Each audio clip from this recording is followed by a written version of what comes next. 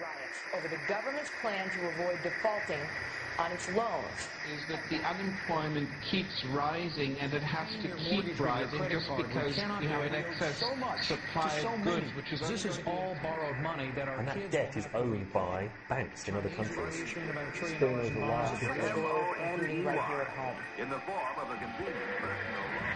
A filter cigarette that delivers the taste, and 45 malt liquor. Are you hot? Quite some time ago, by a second, America is sponsoring. I first learned it from my grandmother. Now, my grandmother was a wonderful person. She taught me how to play the game Monopoly. She understood that the name of the game is to acquire. She would accumulate everything she could, and eventually she became the master of the board. And then she would always say the same thing to me. She'd look at me and she'd say, "One day, you'll learn to play the game." One summer, I played Monopoly almost every day, all day long. And that summer, I learned to play the game. I came to understand the only way to win is to make a total commitment to acquisition. I came to understand that money and possessions, that's the way that you keep score. And by the end of that summer, I was more ruthless than my grandmother. I was ready to bend the rules if I had to win that game. And I sat down with her to play that fall. I took everything she had. I watched her give her last dollar and quit in utter defeat. And then she had one more thing to teach me. Then she said, "Now it all goes back in the box." All those houses and hotels, all the railroads and utility companies, all that property and all that wonderful money. Now it all goes back in the box. None of it was really yours. You got all heated up about it for a while. But it was around a long time before you sat down at the board. And it will be here after you're gone. Players come and players go. Houses and cars. Titles and clothes. Even your body. Because the fact is that everything I clutch and consume and hoard is going to go back in the box, and I'm going to lose it all. You have to ask yourself, when you finally get the ultimate promotion, when you've made the ultimate purchase, when you buy the ultimate home, when you have stored up financial security and climbed the ladder of success to the highest rung you can possibly climb it, and the thrill wears off, and it will wear off, then what? How far do you have to walk down that road before you see where it leads? Surely you understand, it'll never be enough. So you have to ask yourself the question, what matters?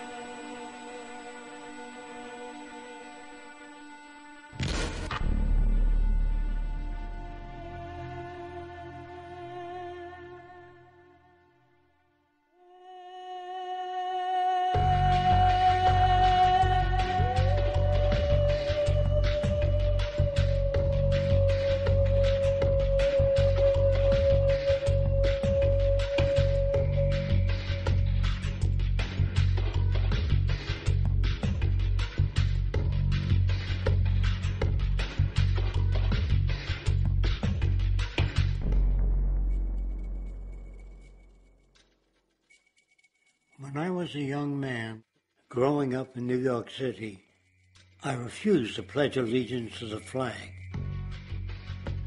Of course, I was sent to the principal's office, and he asked me, "Why don't you want to pledge allegiance? Everybody does." I said, "Everybody once believed the earth was flat, but that doesn't make it so." I explained that America owed everything it has to other cultures and other nations, and that I would rather pledge allegiance to the earth and everyone on it. Needless to say, it wasn't long before I left school entirely, and I set up a lab in my bedroom. There I began to learn about science and nature. I realized then that the universe is governed by laws, and that the human being, along with society itself, was not exempt from these laws. Then came the crash of 1929, which began what we now call the Great Depression. I found it difficult to understand why millions were out of work, homeless, starving, while all the factories were sitting there. The resources were unchanged. It was then that I realized that the rules of the economic game were inherently invalid. Shortly after came World War II, where various nations took turns systematically destroying each other. I later calculated that all the destruction and wasted resources spent on that war could have easily provided for every human need on the planet. Since that time, I have watched humanity set the stage for its own extinction. I have watched as the precious finite resources are perpetually wasted and destroyed in the name of profit and free markets. I have watched the social values of society be reduced into a base artificiality of materialism and mindless consumption. And I have watched as the monetary powers control the political structure of supposedly free societies. I'm 94 years old now, and I'm afraid my disposition is the same as it was 75 years ago. This shit's got to go.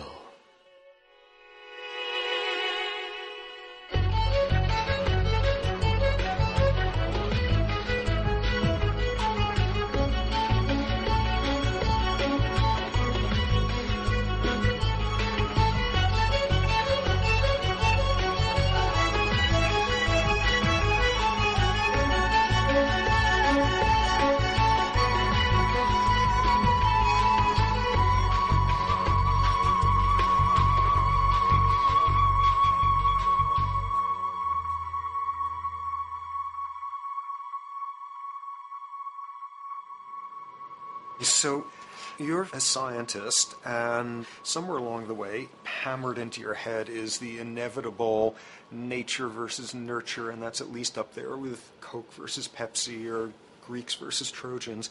So nature versus nurture, this by now utterly oversimplifying view of where influences on how a cell deals with an energy crisis, up to what makes us who we are on the most individualistic levels of personality. And what you've got is this complete false dichotomy built around nature as deterministic. At the very bottom of all the causality of life is DNA and the code of codes and the Holy Grail, and everything is driven by it. And at the other end, a much more social science perspective, which is we are social organisms, and biology is for slime molds. Humans are free of biology, and obviously both views are nonsense.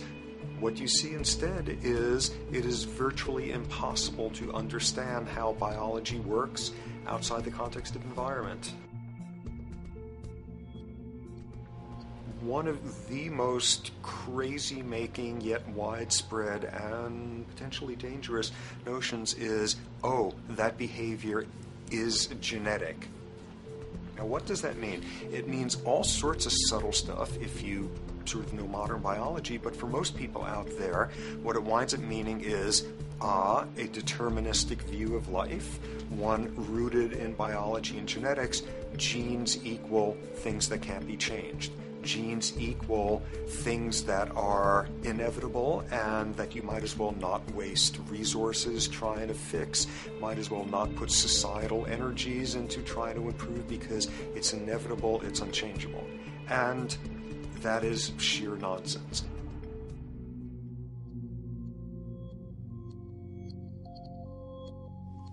It is widely thought that conditions like ADHD are genetically programmed, conditions like schizophrenia are genetically programmed.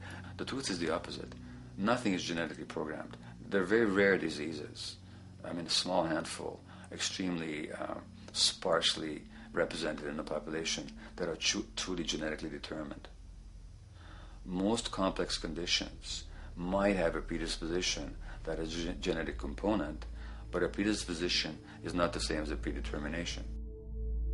The whole search for the source of diseases in the genome was doomed to failure before anybody even thought of it, because most diseases are not genetically predetermined. Heart disease, cancer, strokes, rheumatoid conditions, autoimmune conditions in general, mental health conditions, addictions, these are none of them genetically determined.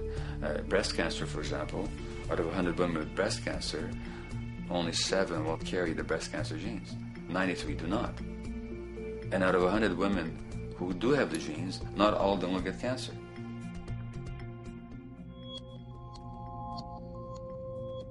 Genes are not just things that make us behave in a particular way regardless of our environment. Genes give us different ways of responding to our environment. In fact, it looks as if some of the early childhood influences of a kind of child rearing affects gene expression, actually turning on and off different genes to put you on a different developmental track, which may suit the kind of world you've got to deal with. So, for example, a study done in Montreal with suicide victims looked at autopsies of the brains of these people. And it turned out that if a suicide victim, these are usually young adults, had been abused as children, the abuse actually caused a genetic change in the brain that was absent in the brains of people who had not been abused. That's an epigenetic effect. Epi means on top of, so that the epigenetic influence is what happens environmentally to either activate or deactivate certain genes. In New Zealand, there's a study that was done in a town called Dunedin, in which a few thousand individuals were studied from birth up to into their 20s. What they found was that they could identify a genetic mutation, an abnormal gene, which did have some relation to the predisposition to commit violence, but only if the individual had also been subjected to severe child abuse. In other words, a child with this abnormal gene would be no more likely to be violent than anybody else, and in fact they actually had a lower rate of violence than people with normal genes, as long as they weren't abused as children. Great additional example of the ways in which genes are not be-all, end-all. Fancy technique where you can take a specific gene out of a mouse, that mouse and its descendants will not have that gene, you have knocked out that gene. So there's this one gene that codes for a protein that has something to do with learning and memory, and this fabulous demonstration, knock out that gene and you have a mouse that doesn't learn as well. Ooh, a genetic basis for intelligence. What was much less appreciated in that landmark study that got picked up by the media left and right is take those genetically impaired mice and raise them in a much more enriched, stimulating environment than your normal mice in a lab cage, and they completely overcame that deficit. So when one says in a contemporary sense that, oh, this behavior is genetic, to the extent that that's even a valid sort of phrase to use, what you're saying is there is a genetic contribution to how this organism responds to environment. Genes may influence the readiness with which an organism will deal with a certain environmental challenge. That's not the version most people have in their minds. And not to be too soapboxing, but run with the old sort of version of it's genetic, and it's not that far from a history of eugenics and things of that sort. It's a widespread misconception, and it's a potentially fairly dangerous one. One reason that the sort of biological explanation for violence, one reason that hypothesis is potentially dangerous, it's not just misleading, it can really do harm, is because if you believe that, you could very easily say, well, there's nothing we can do to change the predisposition people have to becoming violent. All we can do if somebody becomes violent is punish them, lock them up or execute them. But we don't need to worry about changing the social environment or the social preconditions that may lead people to become violent, because that's irrelevant. The genetic argument allows us the luxury of ignoring past and present historical and social factors. And in the words of Louis Menand, he wrote in the New Yorker, very astutely, he said, "It's all in the genes, an explanation for the way things are that does not threaten the way things are. Why should someone feel unhappy or engage in antisocial behavior when that person is living in the freest and most prosperous nation on earth? It can't be the system. There must be a flaw in the wiring somewhere," which is a good way of putting it. So the genetic argument is simply a cop-out, which allows us to ignore the social and economic and political factors that in fact underlie many troublesome behaviors.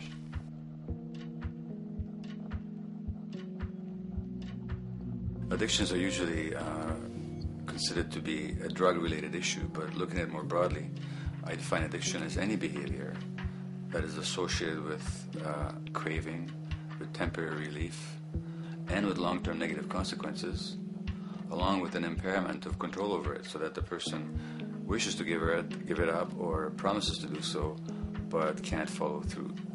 And when you understand that, then you can see that there are many more addictions than simply those related to drugs. So there's workaholism, there's addiction to shopping, to the internet, to video games. There's the addiction to power. People have power, but they want more and more and more. Nothing is ever enough for them. Acquisition, corporations that must own more and more. The addiction to oil, or at least to the wealth and to the products made accessible to us by oil. Look at the negative consequences on the environment. We're destroying the very earth that we inhabit for the sake of that addiction. Now, these addictions are far more devastating in their social consequences than the cocaine or heroin habits of my downtown East Side patients. Yet they're rewarded and considered to be respectable. The tobacco company executive that shows a higher profit will get a much bigger reward. He doesn't face any negative consequences legally or otherwise. In fact, he's a respected member of the board of several other corporations.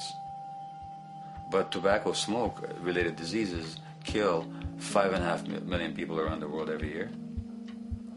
In the United States, they kill 400,000 people a year.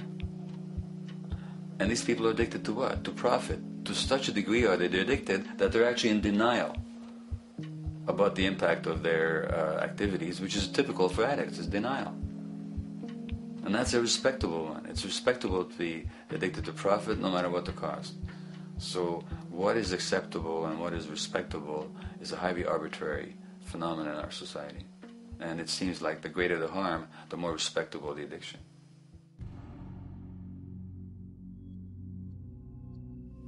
There's a general myth that drugs in themselves are addictive. In fact, the war on drugs is predicated on the idea that if you interdict the sources of drugs, you can deal with addiction that way. Now, if we understand addiction in a broader sense, we see that nothing in itself is addictive. No substance, no drug is by itself addictive, and no behavior is by itself addictive. Many people can go shopping without becoming shopaholics. Not everybody becomes a food addict. Not everyone who drinks a glass of wine becomes an alcoholic. So the real issue is what makes people susceptible, because it's the combination of a susceptible individual and the potentially addictive substance or behavior that actually then makes for full flowering of addiction. In short, it's not the drug that's addictive, it's the question of the susceptibility of the individual to being addicted to a particular substance or behavior. If we wish to understand what then makes some people susceptible, we actually have to look at their life experience.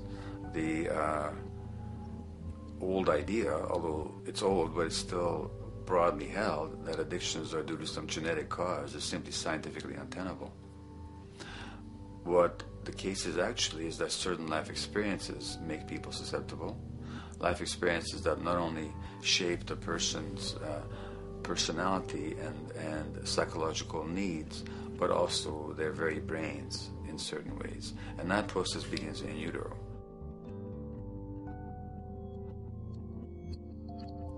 It's been shown, for example, that if you stress mothers during pregnancy, their children are more likely to have traits that predispose them to addictions.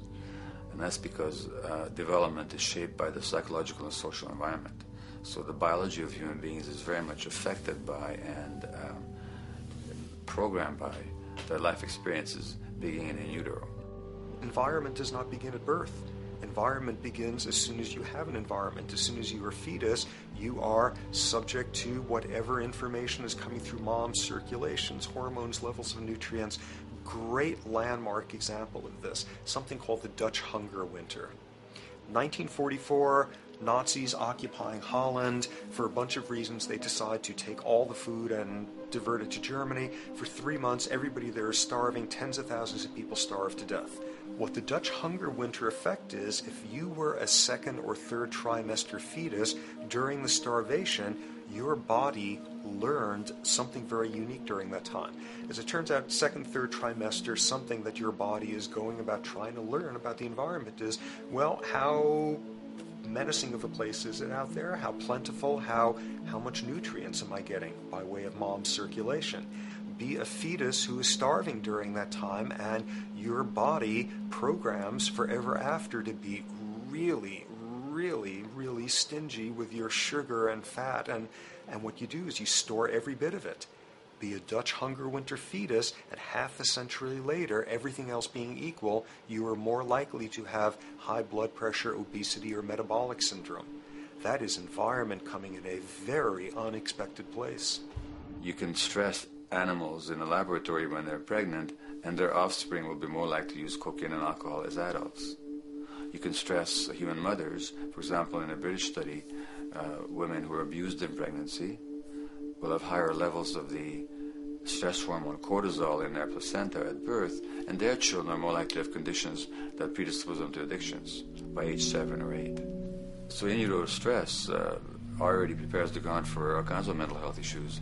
Israeli study done prior on children born to mothers who were pregnant prior to the onset of the 1967 war. These women, of course, are very stressed, and their offspring have a higher incidence of schizophrenia than the average cohort. So there's plenty of evidence now that prenatal effects have a huge impact on the developing human being.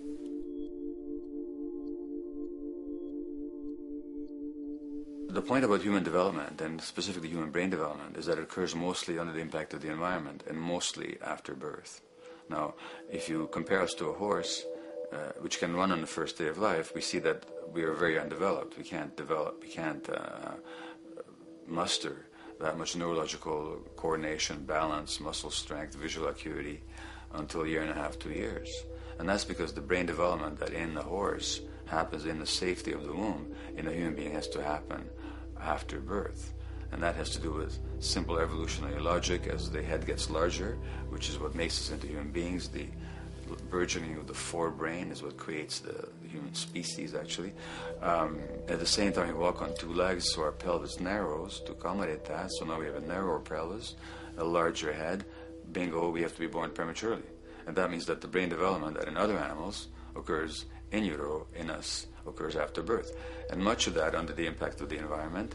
And The concept of neural Darwinism simply means that the circuits that get the appropriate input from the environment will develop optimally, and the ones that don't will either not develop optimally or perhaps not at all. If you take a child with perfectly good eyes at birth and you put him in a dark room for 5 years, he'll be blind thereafter for the rest of his life, because the circuits of vision require light waves for their development. And without that, even the rudimentary circuits present and active at birth will atrophy and die, and new ones will not develop. There's a significant way in which early experiences shape adult behavior, and even and especially early experiences for which there's no recall memory. It turns out that there are two kinds of memory. There is explicit memory, which is recall. This is when you can call back facts, details, episodes, circumstances. But the structure in the brain, which is called the hippocampus, which encodes recall memory, it doesn't even begin to develop fully until 1.5 years, and it's not fully developed till much later, which is why hardly anybody has any recall memory prior to 18 months. But there's another kind of memory, which is called implicit memory, which is in fact an emotional memory, where the emotional impact and the interpretation that the child makes of those emotional experiences is ingrained in the brain in the form of nerve circuits ready to fire without specific recall. So to give you a clear example, people who are adopted have a lifelong sense of rejection very often. They can't recall the adoption, they can't recall the separation from birth mother, because there's nothing there to recall with. But the emotional memory of separation and rejection is deeply embedded in their brains. Hence, they're much more likely to experience a sense of rejection and a great emotional upset when they perceive themselves as being rejected than other people. That's not unique to people who are adopted, but it's particularly strong in them because of this function of implicit memory. People who are addicted, given that they, according to all the research literature, certainly in my experience, the hardcore addicts virtually were all significantly abused as children or suffered severe emotional loss. Their emotional or implicit memories are those of a world that's not safe and not helpful, caregivers who are not to be trusted, and relationships that are not safe enough to open up to vulnerably. And hence their responses tend to be to keep themselves separate from really intimate relationships, not to trust caregivers, doctors, and other people who are trying to help them, and generally see the world as an unsafe place. And that's strictly a function of implicit memory, which sometimes has to do with incidents they don't even recall.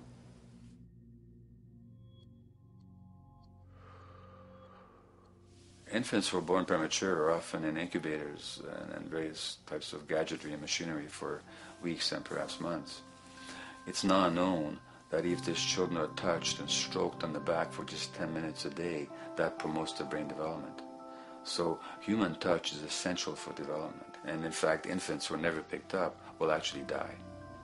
That's how much of a fundamental need being held is to human beings.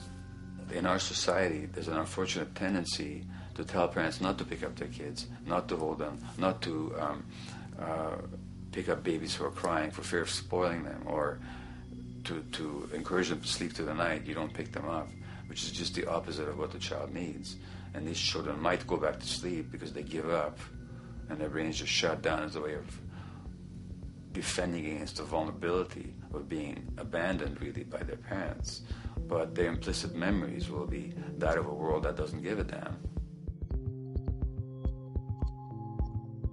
A lot of these differences are structured very early in life. In a way, if you like, the parental experience of adversity, how tough life is or how easy it is passed on to children, whether through maternal depression or parents being bad-tempered with their kids because they've had a hard day or just being too tired at the end of the day. And these have very powerful effects, programming children's development, which we know a lot about now. But that's early sensitivity isn't just an evolutionary mistake. It exists again in many different species. Even seedlings, there's an early adaptive process to the kind of environment they're growing up in. But for humans, the adaptation is to the quality of social relations.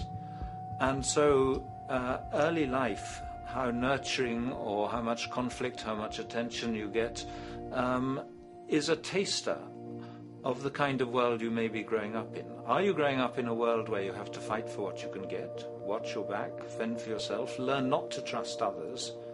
Or are you growing up in a society where you depend on reciprocity, mutuality, cooperation, where empathy is important, where your security depends on good relations with other people? And that needs a very different emotional and cognitive development. And that's what the early sensitivity is about. And parenting is almost, quite unconsciously, a system for passing on that experience to children of the kind of world they're in. The great British child psychiatrist D.W. Winnicott said that fundamentally two things can go wrong in childhood. One is when things happen that shouldn't happen, and then things that should happen but don't. And the first category is the traumatic and abusive and abandonment experiences of my downtown East Side patients and of many addicts. That's what shouldn't happen but did. But then there is the non-stressed, attuned, non-distracted attention of the parent that every child needs, that very often children don't get. They're not abused, they're not neglected, and they're not traumatized. But what should happen, the presence of the emotionally available, nurturing parent, just is not available to them because of the stresses in our society and the parenting environment. And the psychologist Alan Shore calls that proximal abandonment, when the parent is physically present but emotionally absent. I have spent roughly the last 40 years of my life working with the most violent people our society produces, murderers, rapists, and so on, in an attempt to understand what causes this violence. I discovered that the most violent of the criminals in our prisons had themselves been victims of a degree of child abuse that was beyond the scale of what I ever thought of applying the term child abuse to. I had no idea of the depth of the depravity with which children in our society are all too often treated. The most violent people I saw were themselves the survivors of their own attempted murder, often at the hands of their parents or other people in their social environment, or were the survivors of family members who'd been killed, their closest family members, by other people. The Buddha argued that everything depends on everything else. He says the one contains the many and the many contains the one. That you can't understand anything in isolation from its environment. The leaf contains the sun, the sky, and the earth, obviously. This has not been shown to be true, of course, all around, and specifically when it comes to human development. The modern scientific term for it is the biopsychosocial nature of human development, which says that the biology of human beings depends very much on their interaction with the social and psychological environment. And specifically, the psychiatrist and researcher Daniel Siegel at the University of California, Los Angeles, UCLA, has coined the phrase interpersonal neurobiology, which means to say that the way that our nervous system functions depends very much on our personal relationships. In the first place with the parenting caregivers, and in the second place with other important attachment figures in our lives, and in the third place with our entire culture. So that you can't separate the neurological functioning of a human being from the environment in which he or she grew up in and continues to exist in. And this is true throughout the life cycle. It's particularly true when you're dependent and helpless and your brain is developing, but it's true even in adults and even at the end of life.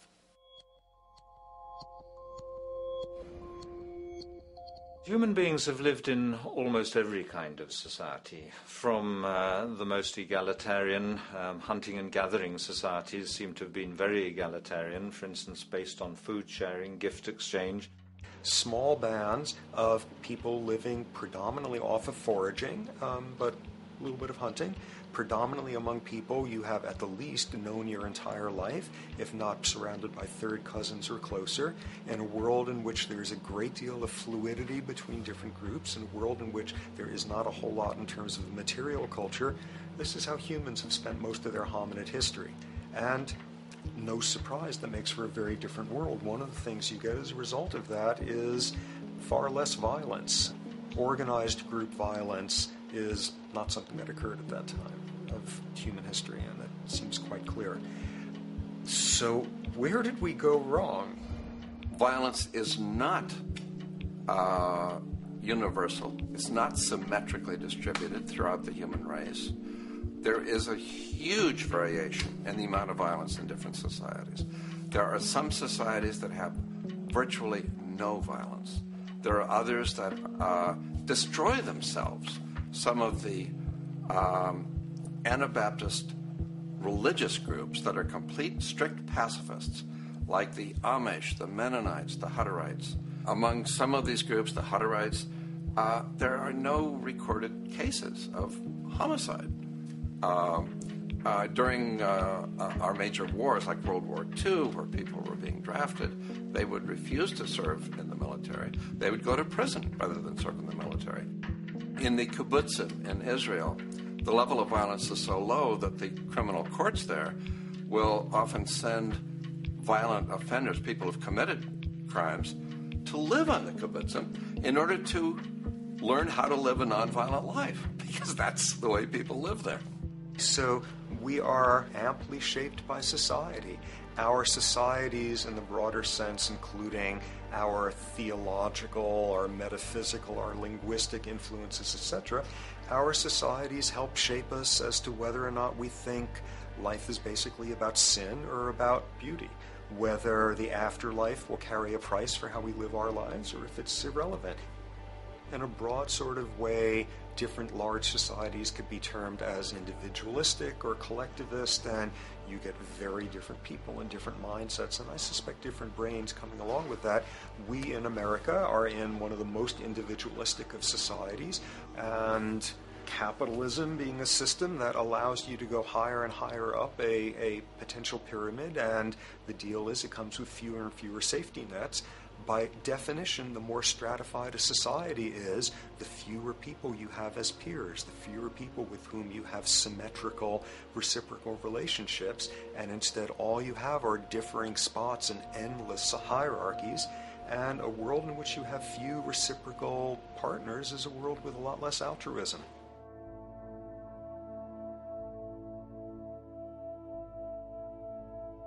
Alright, so this brings us to a total impossible juncture, which is to try to make sense in perspective of science as to what the nature is of human nature. You know, on a certain level, the nature of our nature is not to be particularly constrained by our nature. We come up with more social variability than any species out there, more systems of belief, of styles of family structures, of ways of raising children. The capacity for variety that we have is extraordinary.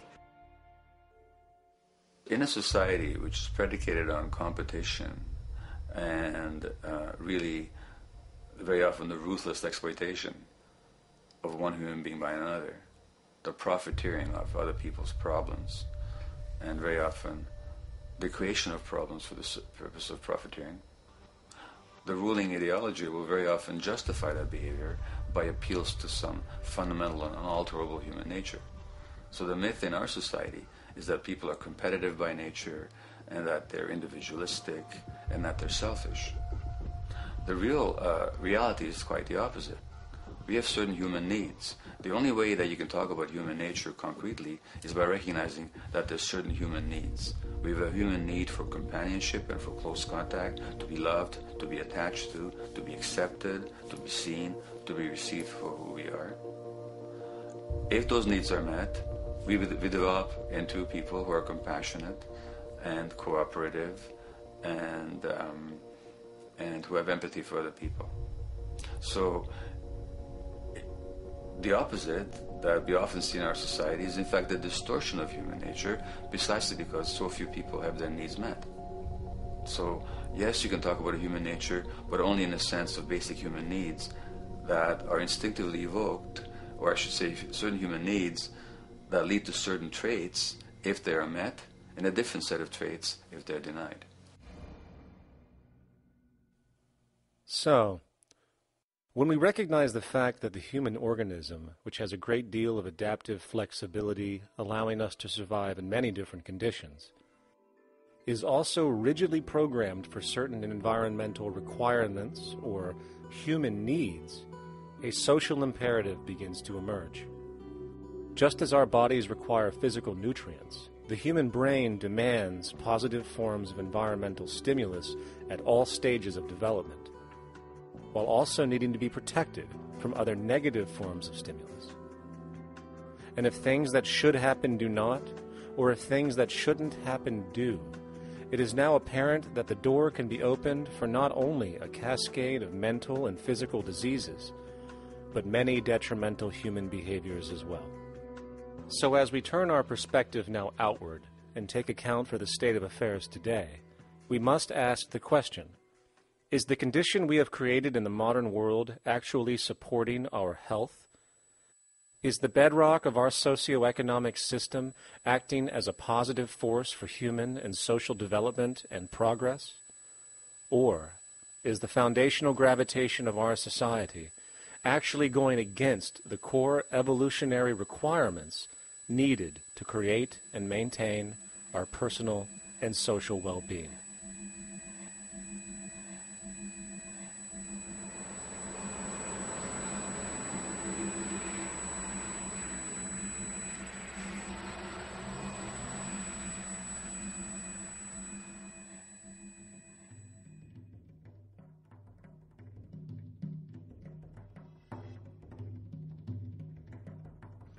So one might ask, where did this all begin? What we have today, really a world in a state of cumulative collapse. You get it started with John Locke. And John Locke introduces property, and he has three provisos for just private right and property. And the three provisos are that there must be enough left over for others, and that you must not let it spoil, and that you, most of all, must mix your labor with it. It seems justified. You mix your labor with the world, then you're entitled to the product, and as long as there's enough left over for others, and as long as it doesn't spoil, you don't allow anything to go to waste, that's okay. Well, he spends a long time of his famous treatise of government, and it's since been the canonical text for economic and political and legal understanding. Is still a classic text of study. Well, what he did is, after he gives the provisos, and you're almost thinking at the time whether you're for private property or not, he's given a very good and plausible and powerful defense of private property here. Well, he drops them. He drops them like that, right in one sentence. He says, well, once the introduction of money came in by men's tacit consent, then it became, and he doesn't say all the provisos are canceled, erased, but that's what happens. So now we have not product and your property earned by your own labor. Oh no, money buys labor now. There's no longer consideration of whether there's enough left over for others. There's no longer consideration of whether it spoils, because he says, well, money's like silver and gold can't spoil, therefore monies can't be responsible for waste, which is ridiculous. We're not talking about money and silver. We're talking about what its effects are. It's one non sequitur after another. Just the most startling logical legerdemain that he gets away with here. But it fits the interests of capital owners. Then Adam Smith comes along, and what he adds is the religion to this. Locke started with God made it all this way. This is God's right. And now we get also with Smith coming along and says it's not only God's, I mean, he's not saying this, but this is what's happening philosophically in principle. He's saying it's not only a question of private property. That's all now presupposed, is given. And that there's money investors that buy labor, given. That there's no limit to how much they can buy of other men's labor, how much they can accumulate, how much inequality. That's all given now. And so he comes along, and what his big idea is, and again, it's just introduced in parentheses, en passant. You know, when people put out the goods for sale and others, you know, the supply, and other people buy them with the demand and so forth, how do we have supply equaling demand or demand equaling supply? How can they come into equilibrium? And that is one of the central notions of economics, is how do they come into equilibrium? And he says it's the invisible hand of the market that brings them into equilibrium. So now we have God is actually immanent. He just didn't give the rights to property and how, all its wherewithal and its natural rights of doing all that Locke said. Now we have the system itself as God. In fact, Smith says, when he talks, and you'll never find this quoted, you'll have to read the whole of the Inquiry into the Wealth of Nations. He says, the scantiness of subsistence sets limits to the reproduction of the poor, and that nature can deal with this in no other way than elimination of their children. So he anticipated evolutionary theory in the worst sense applied. This is well before Darwin. And so he called them the race of laborers. So you can see there was inherent racism built in here. There was an inherent acceptance, life blindness to kill innumerable children. And he thought, well, that's the invisible hand making supply meet demand and demand meet supply. So see how wise God is. So you can see a lot of the really virulent, life-destructive, eco-genocidal things that are going on now have, in a way, a thought gene back in Smith too. When we reflect on the original concept of the so-called free market capitalist system, as initiated by early economic philosophers such as Adam Smith, we see that the original intent of a market was based around real, tangible, life-supporting goods for trade. Adam Smith never fathomed that the most profitable economic sector on the planet would eventually be in the arena of financial trading or so-called investment, where money itself is simply gained by the movement of other money in an arbitrary game which holds zero productive merit to society. Yet, regardless of Smith's intent, the door for such seemingly anomalous advents was left wide open by one fundamental tenet of this theory. Money is treated as a commodity in and of itself. Today, in every economy of the world, regardless of the social system they claim, money is pursued for the sake of money and nothing else. The underlying idea, which was mysteriously qualified by Adam Smith with his religious declaration of the invisible hand, is that the narrow, self-interested pursuit of this fictional commodity will somehow magically manifest human and social well-being and progress. The reality is that the monetary incentive interest, or what some have termed the money sequence of value, has now completely decoupled from the foundational life interest, which could be termed the life sequence of value.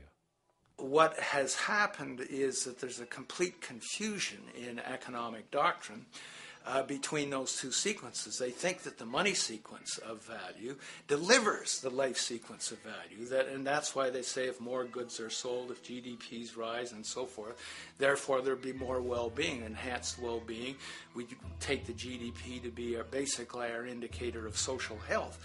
Well, there you see the confusion. It's talking about money sequences of value, that is all the receipts, all the revenues that are derived from selling goods. And they're confusing that with life reproduction, so that you have built right into this thing from the beginning is a complete conflation of the money and life sequences of value. So we're dealing with a kind of structured delusion that becomes more and more deadly as the money sequence decouples from producing anything at all. So it's a system disorder, and the system disorder seems to be fatal.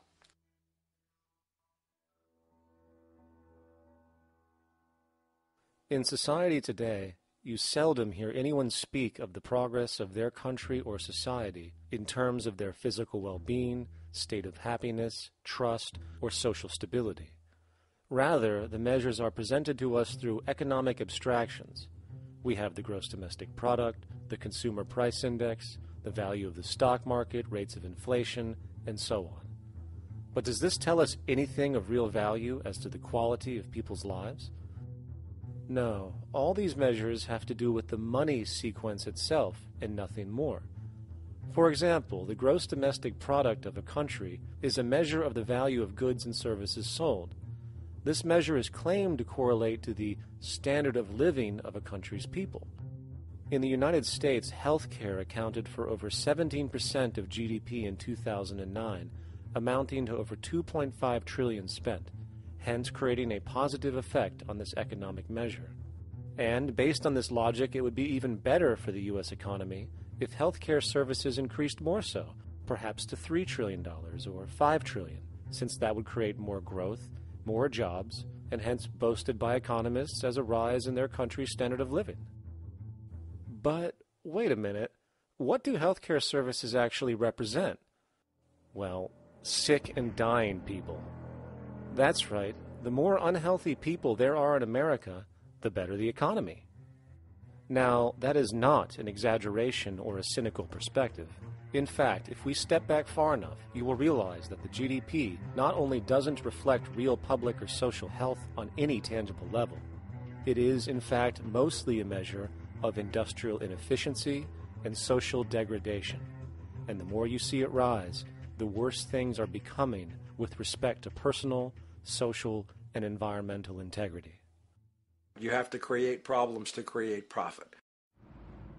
There is no profit under the current paradigm in saving lives, putting balance on this planet, having justice and peace or anything else. There's just no profit there. There's an old saying, pass a law, create a business, whether you're creating a business for a lawyer or whatever. So, crime does create business, just like destruction creates business in Haiti.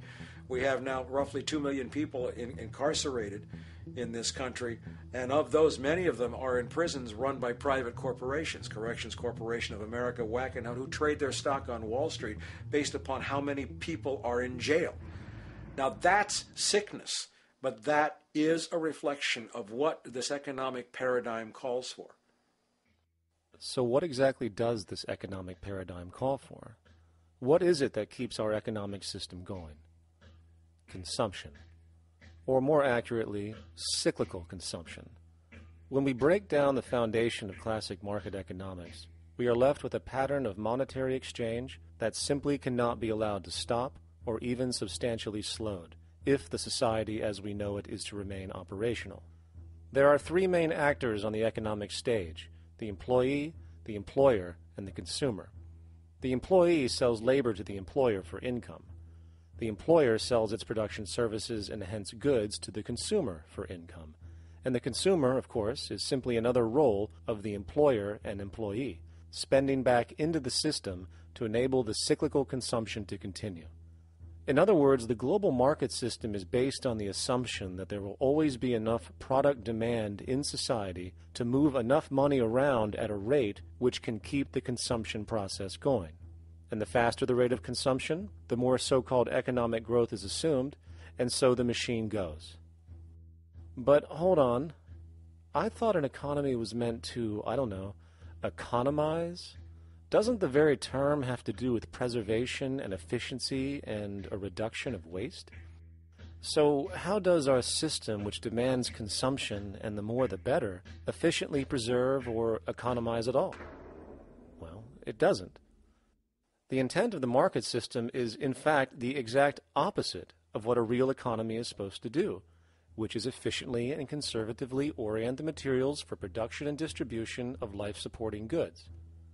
We live on a finite planet with finite resources, where, for example, the oil we utilize took millions of years to develop, where the minerals we use took billions of years to develop. So, having a system that deliberately promotes the acceleration of consumption for the sake of so-called economic growth is pure ecocidal insanity. Absence of waste, that's what efficiency is. Absence of waste. This system is more wasteful than all the other existing systems in the history of the planet. Every level of life organization and life system is in a state of crisis and challenge and decay or collapse. No peer-reviewed journal in the last 30 years will tell you anything different. That is that every life system is in decline, as well as social programs, as well as our water access. Try to name any means of life that isn't threatened and in danger. You can't. There really isn't one, and that's very, very despairing.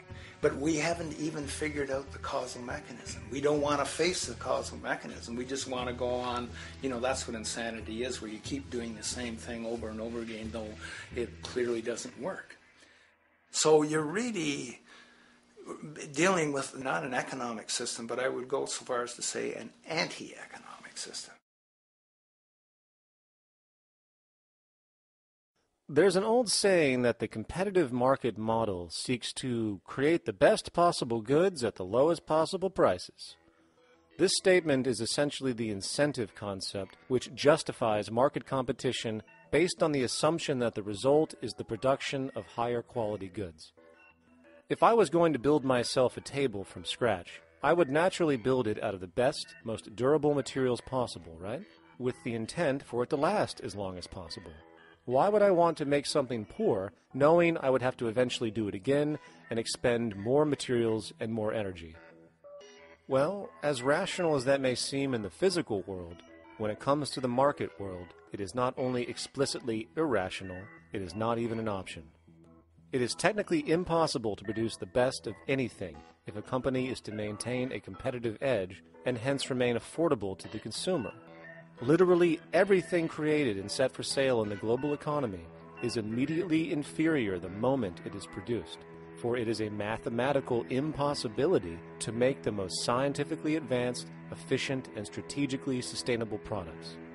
This is due to the fact that the market system requires that cost efficiency, or the need to reduce expenses, exist at every stage of production, from the cost of labor to the cost of materials and packaging, and so on.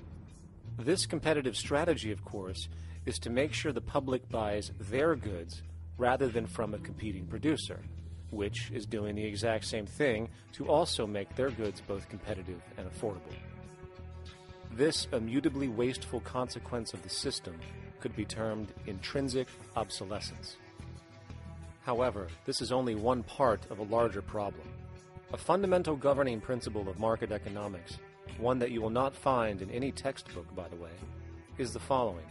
Nothing produced can be allowed to maintain a lifespan longer than what can be endured in order to continue cyclical consumption. In other words, it is critical that stuff break down, fail, and expire within a certain amount of time. This is termed planned obsolescence. Planned obsolescence is the backbone of the underlying market strategy of every goods-producing corporation in existence. While very few, of course, would admit to such a strategy outright, what they do is mask it within the intrinsic obsolescence phenomenon just discussed, while often ignoring or even suppressing new advents in technology which might create a more sustainable, durable good. So, if it wasn't wasteful enough that the system inherently cannot allow the most durable and efficient goods to be produced, planned obsolescence deliberately recognizes that the longer any good is in operation, the worse it is for sustaining cyclical consumption and hence the market system itself. In other words, product sustainability is actually inverse to economic growth, and hence there is a direct, reinforced incentive to make sure lifespans are short of any given good produced. And in fact, the system cannot operate any other way. One glance at the sea of landfills now spreading across the world show the obsolescence reality. There are now billions of cheaply made cell phones, computers, and other technology, each full of precious, difficult-to-mine materials such as gold, coltan, copper, now rotting in vast piles, usually due to the mere malfunction or obsolescence of small parts, which, in a conservative society, could likely be fixed or updated, and the life of the good extended. Unfortunately, as efficient as that may seem in our physical reality, living on a finite planet with finite resources, it is explicitly inefficient with respect to the market.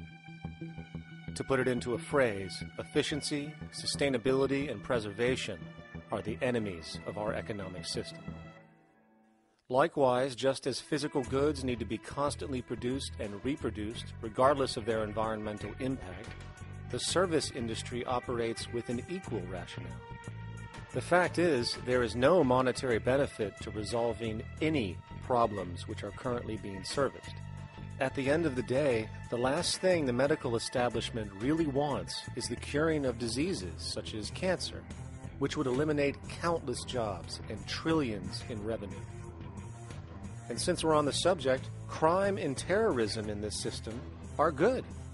Well, at least economically, for it is employing police, generating high-value commodities for security, not to mention the value of prisons that are privately owned for profit. And how about war? The war industry in America is a huge driver of GDP, one of the most profitable industries, producing weapons of death and destruction. The favorite game of this industry is to blow things up and then go and rebuild them for profit. We saw this with the windfall billion-dollar contracts made from the Iraq War. The bottom line is that socially negative attributes of society have become positively rewarded ventures for industry, and any interest in problem resolution or environmental sustainability and conservation is intrinsically counter to economic sustainability.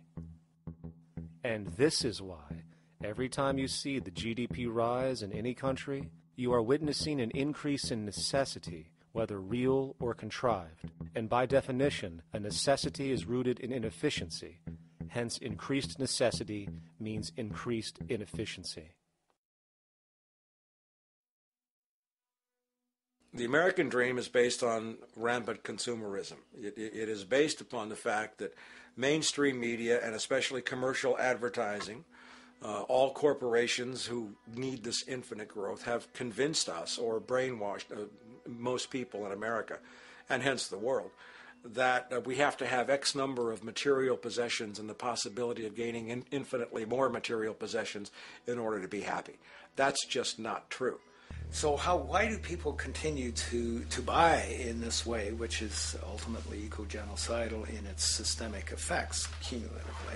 And it just is classical operant conditioning. You simply put inputs of conditioning into the organism, and you have outputs of desired behaviors or goals or objectives. And it has all the resources of technology. And they boast about how they get into the minds of infants. What they hear is already making them conditioned to the brand. Then you see, well, that's how people have been such fools. In a way, they've been taught to be fools. It's a value system disorder. You know, if there is any testament to the plasticity of the human mind, if there is any proof to how malleable human thought is and how easily conditioned and guided people can become based on the nature of their environmental stimulus and what it reinforces, the world of commercial advertising is the proof. You have to stand in awe at the level of brainwashing where these programmed robots known as consumers wander the landscape only to walk into a store and spend, say, $4,000 on a handbag that likely costs $10 to make in a sweatshop overseas, only for the brand status it supposedly represents in the culture.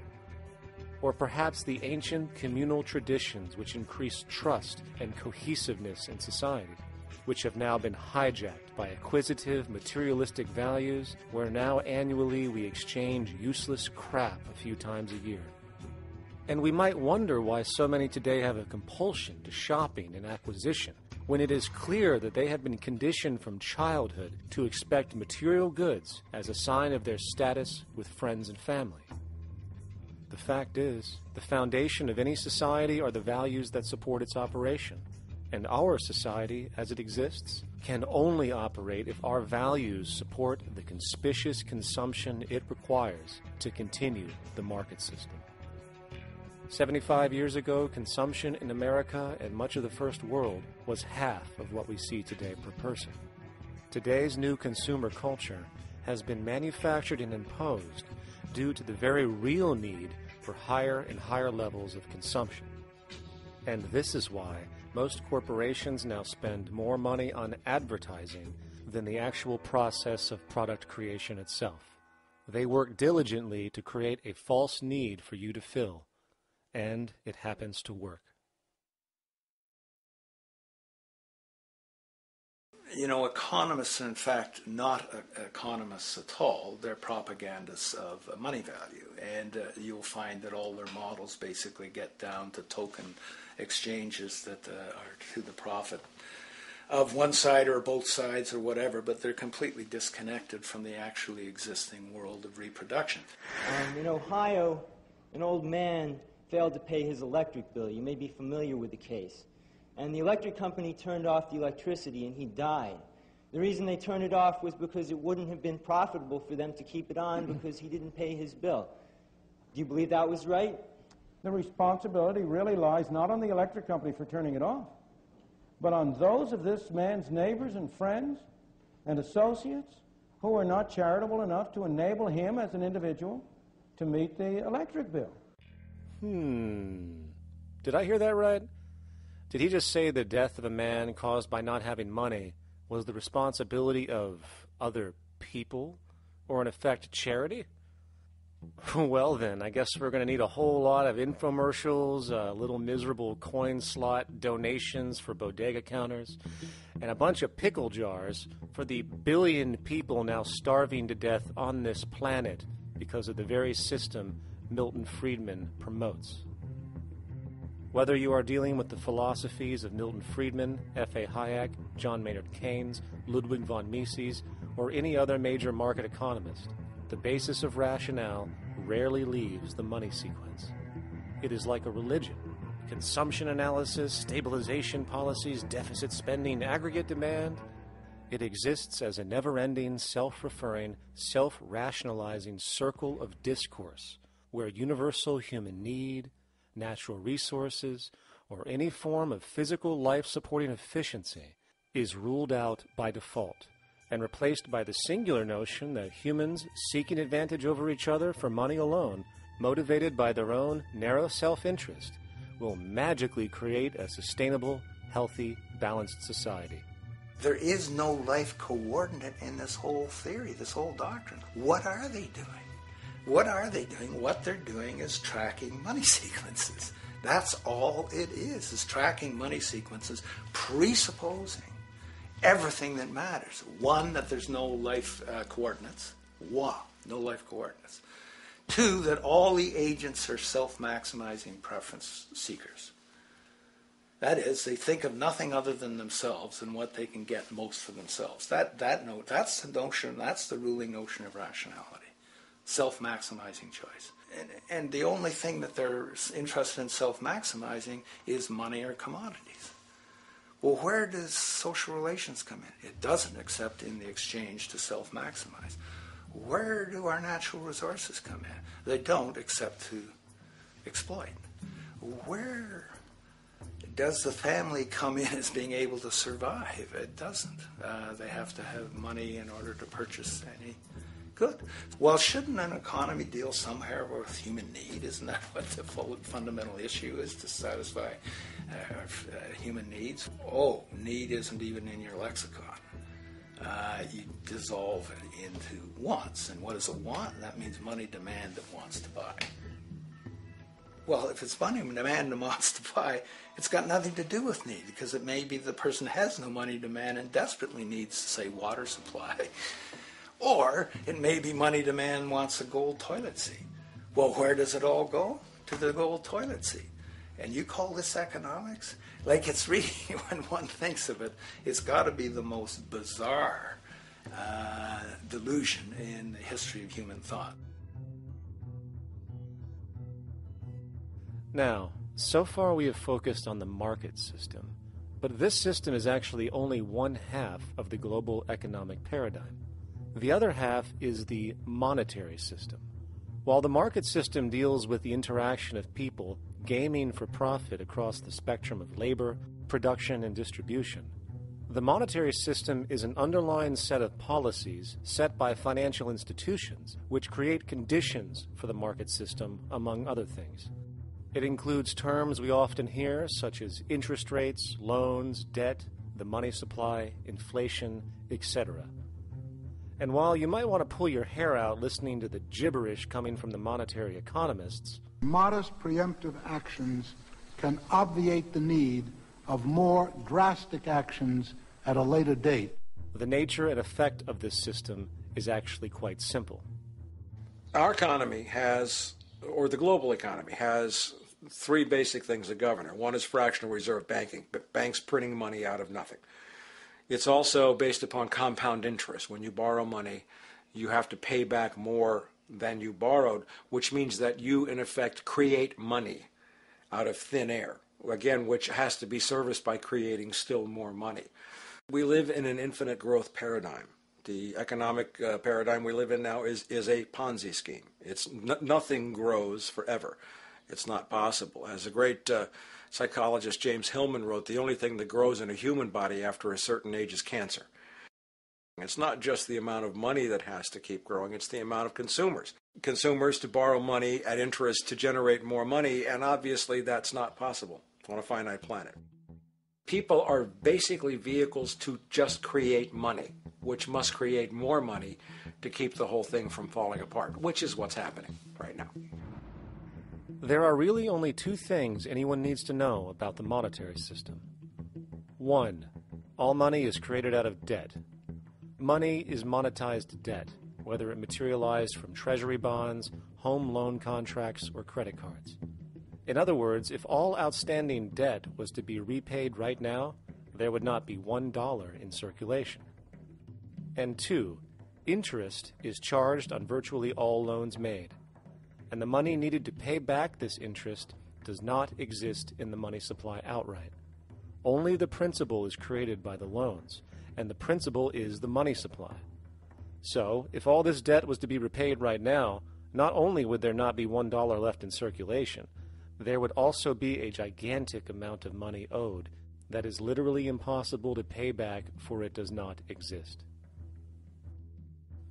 The consequence of all of this is that two things are inevitable: inflation and bankruptcy. As far as inflation, this can be seen as an historical trend in virtually every country today, and easily tied to its cause, which is the perpetual increase of the money supply, which is required to cover the interest charges and keep the system going. As far as bankruptcy, it comes in the form of debt collapse.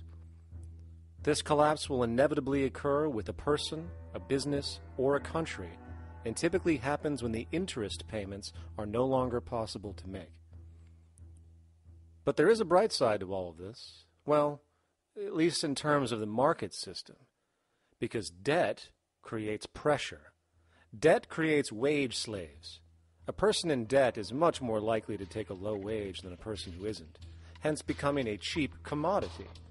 So it's great for the corporations to have a pool of people that have no financial mobility. But hey, that same train of thought also goes for entire countries. The World Bank and the International Monetary Fund, which mostly serve as proxies for transnational corporate interests, give gigantic loans to troubled countries at very high interest rates. And then, once the countries are deeply in the hole and can't pay, austerity measures are applied, the corporations swoop in, set up sweatshops, and take their natural resources. Now that's market efficiency. But wait, there's more.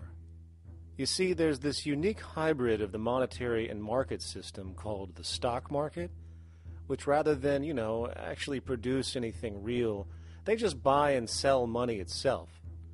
And when it comes to debt, you know what they do? That's right, they trade it. They actually buy and sell debt for profit, from credit default swaps and collateralized debt obligations for consumer debt, to complex derivative schemes used to mask the debt of entire countries, such as the collusion of investment bank Goldman Sachs in Greece, which nearly collapsed the entire European economy. So when it comes to the stock market and Wall Street, we have an entirely new level of insanity born out of the money sequence of value. All you need to know about markets was written in an editorial in the Wall Street Journal a couple of years ago. It was called Lessons of the Brain-Damaged Investor. And in this editorial, they explain why people with slight brain damage do better as investors than people with normal brain functionality. Why? Because the slightly brain-damaged person has no empathy. And that's the key. If you don't have any empathy, you do well as an investor. And so Wall Street breeds people who have no empathy, to go in there and to make decisions and make trades that they have no compunction about and no thought whatsoever as to what they're doing might affect their fellow human being. So they breed these robots, these people who have no souls. And since they don't even want to pay these people anymore, they're now breeding robots, real algorithmic traders. Goldman Sachs and the high-frequency trading scandal. They put a computer next to the exchange, the New York Stock Exchange. This computer, this co-located computer, as they call it, it front-runs all the trades on the exchange, and it hits the exchange with volumes of orders in ways that scalp pennies and nickels away from the exchange. It's like they're siphoning money all day long. They went one quarter last year, 30 or 60 straight days without a single down day and made millions of dollars every single day. Is that because, well, that's statistically impossible. When I worked on Wall Street, the way it works is everyone kicks upstairs the bribes. The brokers bribe to the office manager bribes to the regional sales manager, the regional sales manager bribes to the national sales manager. It's a common understanding. At Christmas, who gets the biggest bonus at Christmas in an average brokerage office? The compliance officer. The compliance officer sits there all day long. He's supposed to be making sure you don't violate any of the margin rules and you're complying with the law. Of course, yeah, to the extent that you can bribe the compliance officer, yeah, that's right, you are complying with the law. So how does fraud has become the system? It's no longer a byproduct. It is the system. You know, it's like that old Woody Allen joke. He says, "Doctor, my brother thinks he's a chicken." And the doctor says, "Take a pill, and that should cure the problem." And he says, "No, doctor, you don't understand. We need the eggs." Okay? So the trading of fraudulent claims back and forth between banks to generate fees, to generate bonuses, has become the GDP producing growth engine of the United States economy, even though they're essentially trading fraudulent claims that there's absolutely no hope of ever paying back. They're processing and generating and resecuritizing nothing. If I write $20 billion on a cocktail napkin and I sell it to J.P. Morgan, while J.P. Morgan writes $20 billion on a cocktail napkin, and we swap those two cocktail napkins at a bar, and we each pay ourselves 0.25% in a fee, we make a lot of money for our Christmas bonus. We each have on our books a $20 billion cocktail napkin, which has no real value until such time as the system is no longer able to absorb bogus cocktail napkins, in which case we go to the government to get bailed out. And because of Wall Street and the global stock market, there are now conservatively about $700 trillion of outstanding fraudulent claims known as derivatives, still waiting to collapse, a value amounting to over 10 times the gross domestic product of the entire planet. And while we have seen the bailouts of corporations and banks by governments, which of course comedically borrow their money from banks to begin with, we are now seeing attempts to bail out whole countries by conglomerates of other countries through the international banks. But how do you bail out a planet? There is no country out there that isn't now saturated in debt. The cascade of sovereign debt defaults we have seen can only be the beginning when the math is taken into account. It has been estimated in the United States alone that income tax would need to be raised to 65% per person just to cover the interest in the near future. Economists are now foreshadowing that within a few decades, 60% of the countries on the planet will be bankrupt. But, hold on, let me get this straight. The world is going bankrupt, whatever the hell that means, because of this idea called debt, which doesn't even exist in the physical reality. It's only part of a game that we've invented. And yet, the well-being of billions of people is now being compromised. Extreme layoffs, tent cities, accelerating poverty, austerity measures imposed, schools shutting down, child hunger, and other levels of familial deprivation, all because of this elaborate fiction. What are we, fucking stupid? Hey, Mars, my man. Help a brother out, huh? Grow up, kid.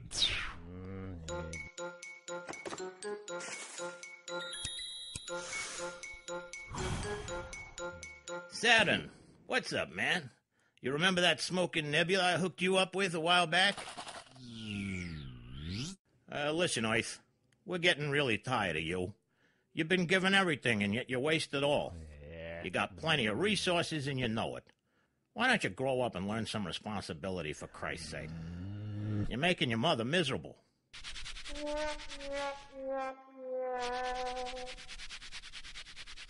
You're on your own, pal. Yeah, whatever.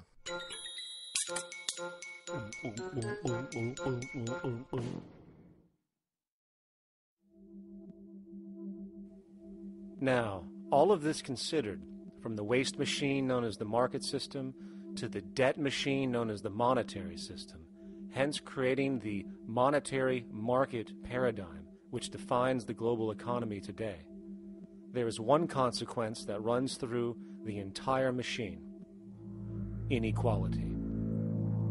Whether it is the market system which creates a natural gravitation towards monopoly and power consolidation, while also generating pockets of wealthy industries that tower over others regardless of utility, such as the fact that top hedge fund managers on Wall Street now take home over $300 million a year for contributing literally nothing, while a scientist looking for a cure for a disease trying to help humanity might make $60,000 a year if they're lucky.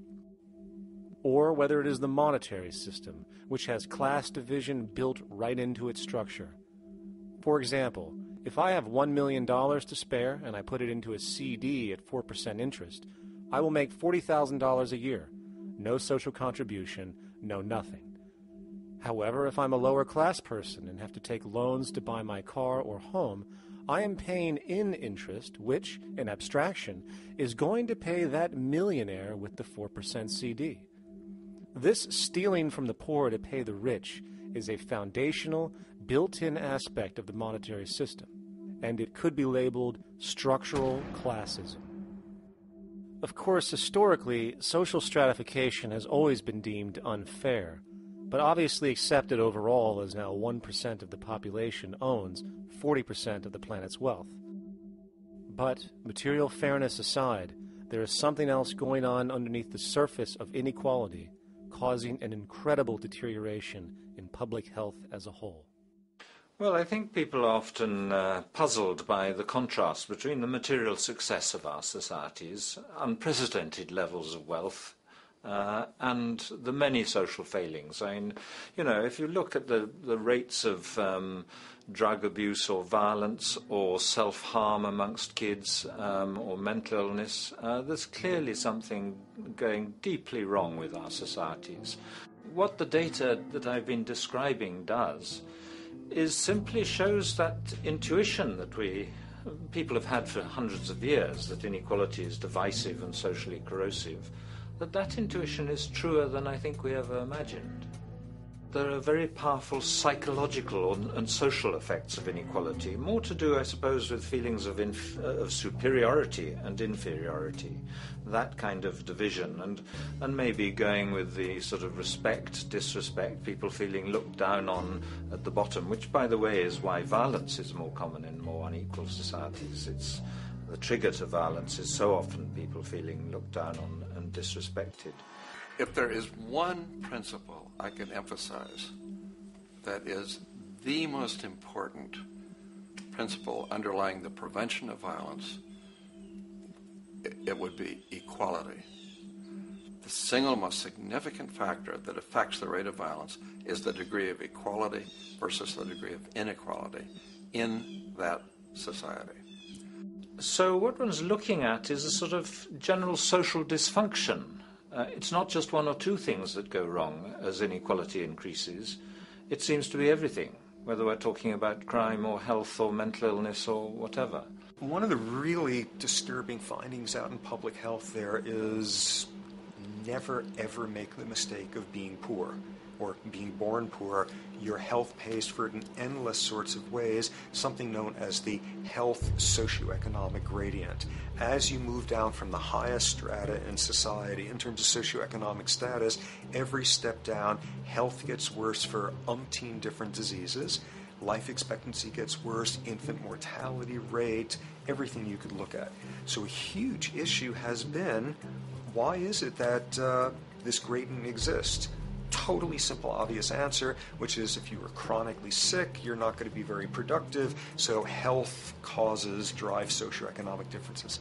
Not that in the slightest. On the very simple level that you could look at socioeconomic status of a 10-year-old, and that's going to predict something about their health decades later. So that's the direction of causality.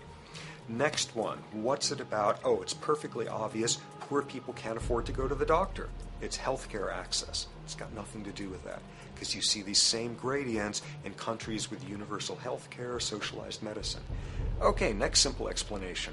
Oh, on the average, the poorer you are, the more likely you are to smoke, to drink, to all sorts of lifestyle risk factor stuff. Yeah, those contribute, but careful studies have shown that explains maybe about a third of the variability. So what's left? And what's left is having a ton to do with the stress of poverty.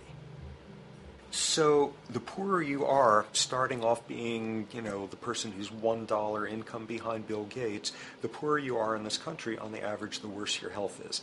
This tells us something really important. The health connection with poverty, it's not about being poor, it's about feeling poor. Increasingly, we recognize that chronic stress is an important influence on health, but the most important sources of stress are the quality of social relations. And if there is anything that lowers the quality of social relations, it is the socioeconomic stratification of society. What science has now shown is that regardless of material wealth, the stress of simply living in a stratified society leads to a vast spectrum of public health problems. And the greater the inequality, the worse they become. Life expectancy, longer in more equal countries. Drug abuse, less in more equal countries. Mental illness, less in more equal countries. Social capital, meaning the ability of people to trust each other, naturally greater in more equal countries. Educational scores, higher in more equal countries. Homicide rates, less in more equal countries. Crime and rates of imprisonment, less in more equal countries. It goes on and on. Infant mortality, obesity, teen birth rate, less in more equal countries. And perhaps most interesting, innovation, greater in more equal countries, which challenges the age-old notion that a competitive, stratified society is somehow more creative and inventive. Moreover, a study done in the UK called the Whitehall Study confirmed that there is a social distribution of disease as you go from the top of the socioeconomic ladder to the bottom. For example, it was found that the lowest rungs of the hierarchy had a 4-fold increase of heart disease-based mortality compared to the highest rungs. And this pattern exists irrespective of access to health care. Hence, the worse a person's relative financial status, the worse their health is going to be on average. This phenomenon is rooted in what could be termed psychosocial stress, and it is at the foundation of the greatest social distortions plaguing our society today. Its cause, the monetary market system.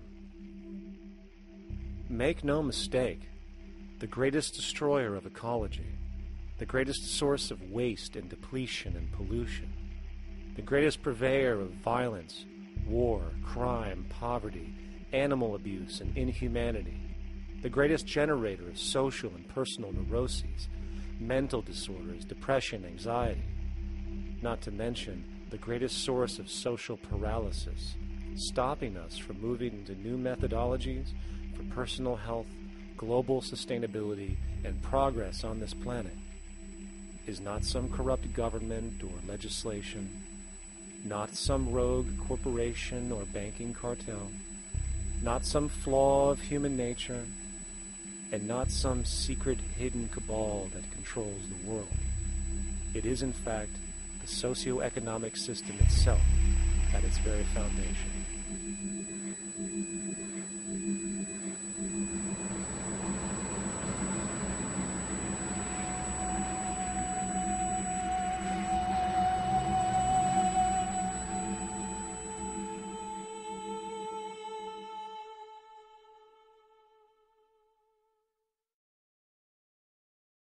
Let's imagine for a moment we had the option to redesign human civilization from the ground up. What if, hypothetically speaking, we discovered an exact replica of the planet Earth, and the only difference between this new planet and our current one is that human evolution had not occurred. It was an open palette. No countries, no cities, no pollution, no Republicans, just a pristine, open environment. So, what would we do? Well, first we need a goal, right? And it's safe to say that goal would be to survive. And not to just survive, but to do so in an optimized, healthy, prosperous way. Most people indeed desire to live, and they would prefer to do so without suffering. Therefore, the basis of this civilization needs to be as supportive and hence sustainable for human life as possible, taking into account the material needs of all the world's people while trying to remove anything that could hurt us in the long run. That goal of, say, maximum sustainability understood, the next question regards our method. What kind of approach do we take? Well, let's see. Last I checked, politics was the method of social operation on Earth. So what do the doctrines of the Republicans, liberals, conservatives, or socialists have to say about societal design? Not a damn thing. Okay, then what about religion? Surely the great creator had to have left some blueprint somewhere. No, nothing I can find. Okay then, so what's left? It appears something called science. Science is unique in that its methods demand not only that the ideas proposed be tested and replicated, but everything science comes up with is also inherently falsifiable. In other words, unlike religion and politics, science has no ego, and everything it suggests accepts the possibility of being proven wrong eventually. It holds on to nothing and evolves constantly. Well, that sounds natural enough to me.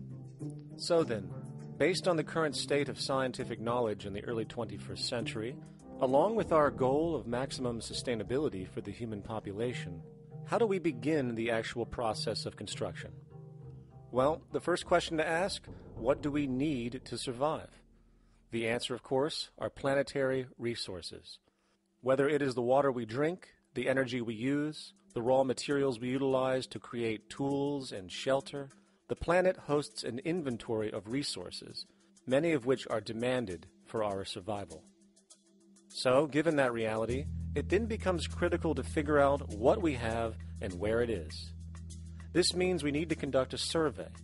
We simply locate and identify every physical resource on the planet we can, along with the amount available at each location, from the deposits of copper to the most potent locations for wind farms to produce energy, to the natural freshwater springs, to an assessment of the amount of fish in the ocean, to the most prime arable land for food cultivation, etc.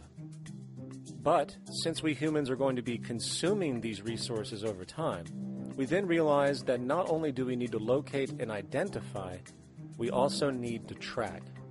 We need to make sure we don't run out of any of this stuff. That would be bad. And this means not only tracking our rates of use, but the rates of earthly regeneration as well, such as how long it takes for, say, a tree to grow or a spring to replenish. This is called dynamic equilibrium. In other words, if we use up trees faster than they can be grown back, we have a serious problem, for it is unsustainable. So then, how do we track this inventory, especially when we recognize that all of this stuff is scattered everywhere? We have large mineral mines in what we call Africa, energy concentrations in the Middle East, huge tidal power possibilities on the Atlantic coast of North America, the largest supply of freshwater in Brazil, etc. Well, once again, good old science has a suggestion. It's called systems theory. Systems theory recognizes that the fabric of the natural world, from human biology to the earthly biosphere to the gravitational pull of the solar system itself, is one huge synergistically connected system, fully interlinked. Just as human cells connect to form our organs, and the organs connect to form our bodies, and since our bodies cannot live without the earthly resources of food, air, and water, we are intrinsically connected to the earth, and so on. So, as nature suggests, we take all of this inventory and tracking data and create a system to manage it. a global resource management system, in fact, to account for every relevant resource on the planet. There is simply no logical alternative if our goal as a species is survival in the long run. We have to keep track as a whole. That understood, we can now consider production. How do we use all this stuff? What will our process of production be, and what do we need to consider to make sure it is as optimized as possible to maximize our sustainability? Well, the first thing that jumps right out at us is the fact that we need to constantly try and preserve. The planet's resources are essentially finite, so it is important that we be strategic. Strategic preservation is key. The second thing we recognize is that some resources are really not as good as others in their performance. In fact, some of this stuff, when put into use, has a terrible effect on the environment, which invariably hinders our own health. For example, oil and fossil fuels, no matter how you cut it, release some pretty destructive agents into the environment. Therefore, it is critical we do our best to use such things only when we really have to, if at all. Fortunately for us, we see a ton of solar, wind, tidal, wave, heat differential, and geothermal possibilities for energy production, so we can strategize objectively about what we use and where to avoid what could be called negative retroactions, or anything that results from production or use that damages the environment and hence ourselves. We will call this strategic safety to couple in with our strategic preservation. But production strategies do not stop there. We are going to need an efficiency strategy for the actual mechanics of production itself. And what we find is that there are roughly 3 specific protocols we must adhere to. 1. Every good we produce must be designed to last as long as possible. Naturally, the more things break down, the more resources we are going to need to replace them, and the more waste produced. 2. When things do break down or are no longer usable for whatever reason, it is critical that we harvest or recycle as much as we possibly can. So the production design must take this into account directly at the very earliest stages. 3. Quickly evolving technologies, such as electronics, which are subject to the fastest rates of technological obsolescence, would need to be designed to foreshadow and accommodate physical updates. The last thing we want to do is throw away an entire computer system just because it has only one broken part or is outdated. So we simply design the components to be easily updated, part by part, standardized and universally interchangeable, foreshadowed by the current trend of technological change. And when we realize that the mechanisms of strategic preservation, strategic safety, and strategic efficiency are purely technical considerations, devoid of any human opinion or bias, we simply program these strategies into a computer which can weigh and calculate all the relevant variables, allowing us to always arrive at the absolute best method for sustainable production based on current understandings. And while that might sound complex, all it is a glorified calculator. Not to mention, such multivariate decision-making and monitoring systems are already used across the world today for isolated purposes. It is simply a process of scaling it out. So, now we not only have our resource management system, but also a production management system, both of which are easily computer automated to maximize efficiency, preservation, and safety. The informational reality is that the human mind, or even a group of humans, cannot track what needs to be tracked. It must be done by computers, and it can be. And this brings us to the next level, distribution. What sustainability strategies make sense here? Well, since we know that the shortest distance between 2 points is a straight line, and since energy is required to power transport machines, the less transport distance, the more efficient. Producing goods in one continent and shipping them over to another only makes sense if the goods in question simply cannot be produced in the target area.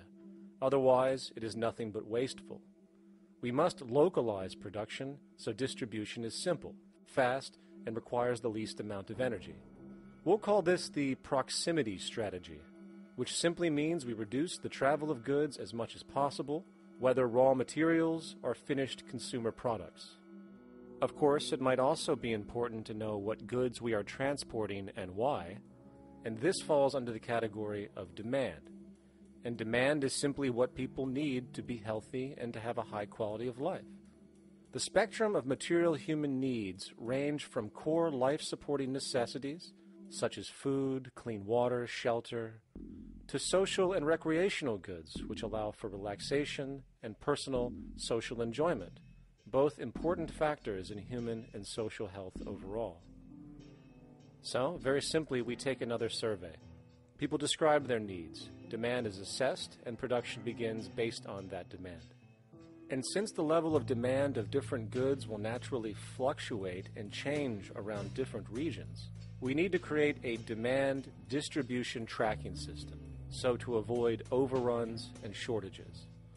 Of course, this idea is old news. It is used in every major store chain today to make sure they keep up with their inventory. Only this time we are tracking on a global scale.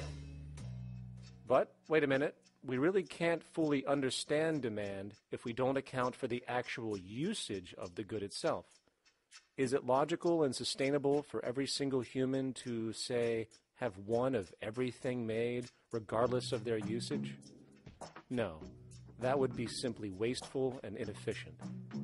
If a person has a need for a good, but that need is only for, say, 45 minutes a day on average, it would be much more efficient if that good was made available to them and to others when needed.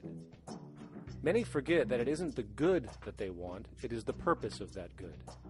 When we realize that the good itself is only as important as its utility, we see that external restriction, or what we might call today ownership, is extremely wasteful and environmentally illogical in a fundamental economic sense. So, we need to devise a strategy called strategic access. This will be the foundation of our demand distribution tracking system, which makes sure we can meet the demand of the population's needs for access of whatever they need when they need it. And as far as physically obtaining the goods, centralized and regional access centers all make sense for the most part, placed in close proximity to the population, and a person would simply come in, take the item, use it, and when finished, return it when it is no longer needed. Sort of how a library works today. In fact, these centers could not only exist in the community in the way we see local stores today, but specialized access centers would exist in specific areas where often certain goods are utilized, saving more energy with less repeat transport. And once this demand tracking system is in order, it is tied into our production management system, and of course into our resource management system, hence creating a unified, dynamically updating, global economic management machine that simply makes sure we remain sustainable, starting with securing the integrity of our finite resources, moving to make sure we only create the best, most strategic goods possible, while distributing everything in the most intelligent and efficient way. And the unique result of this preservation-based approach, which is intuitively counter to many, is that this logical, ground-up, empirical process of preservation and efficiency, which can only define true human sustainability on this planet, would likely enable something never before seen in human history. Access abundance. Not just for a percentage of the global population, but the entire civilization.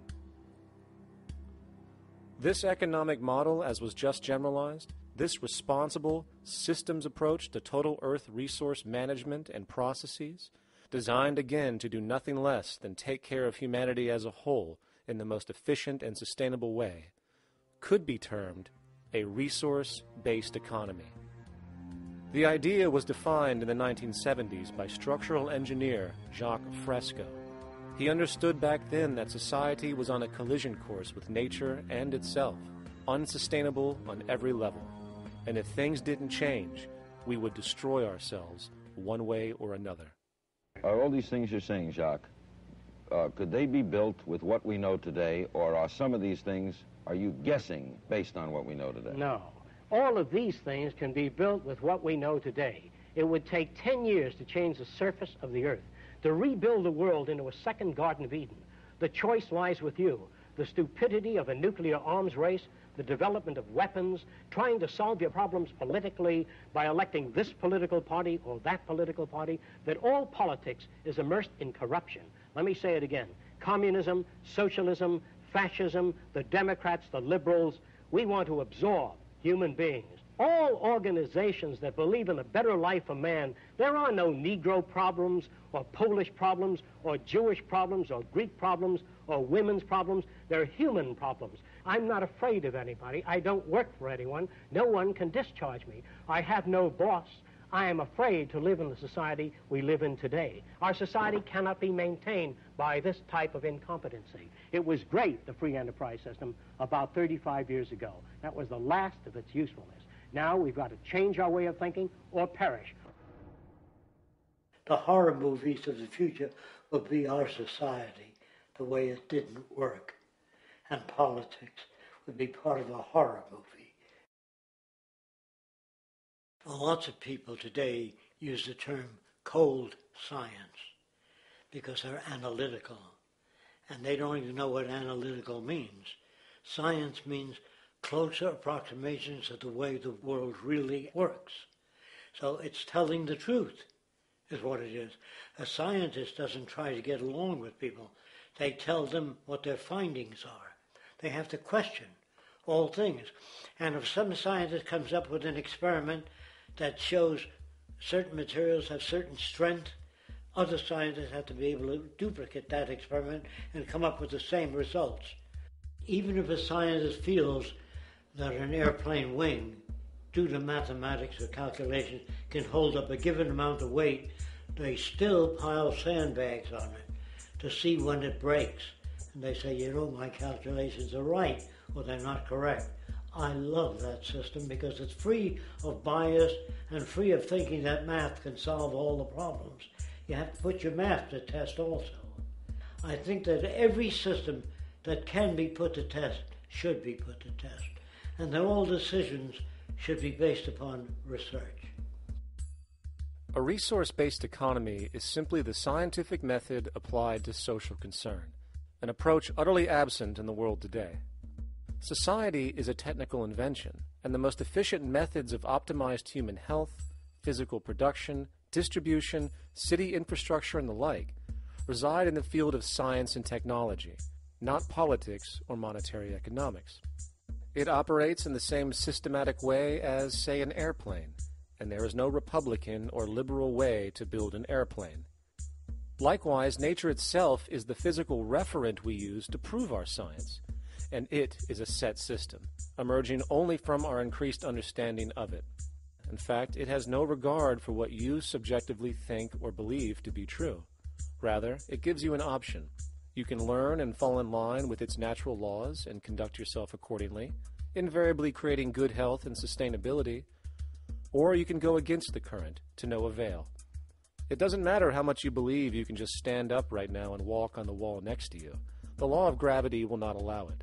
If you do not eat, you will die. If you are not touched as an infant, you will die. As harsh as it may sound, nature is a dictatorship, and we can either listen to it and come in harmony with it, or suffer the inevitable adverse consequences. So, a resource-based economy is nothing more than a set of proven, life-supporting understandings where all decisions are based upon optimized human and environmental sustainability. It takes into account the empirical life ground, which every human being shares as a need, regardless, again, of their political or religious philosophy. There is no cultural relativism to this approach. It isn't a matter of opinion. Human needs are human needs, and having access to the necessities of life, such as clean air, nutritious food, and clean water, along with a positively reinforcing, stable, nurturing, and non-violent environment, is demanded for our mental and physical health, our evolutionary fitness, and hence the species' survival itself. A resource-based economy would be based upon available resources. You can't just bring a lot of people to an island or build a city of 50,000 people without having access to the necessities of life. So when I use the term a comprehensive systems approach, I'm talking about doing an inventory of the area first and determining what that area can supply, not just architectural approach, not just design approach, but design must be based on all of the requirements to enhance human life. And that's what I mean by an integrated way of thinking.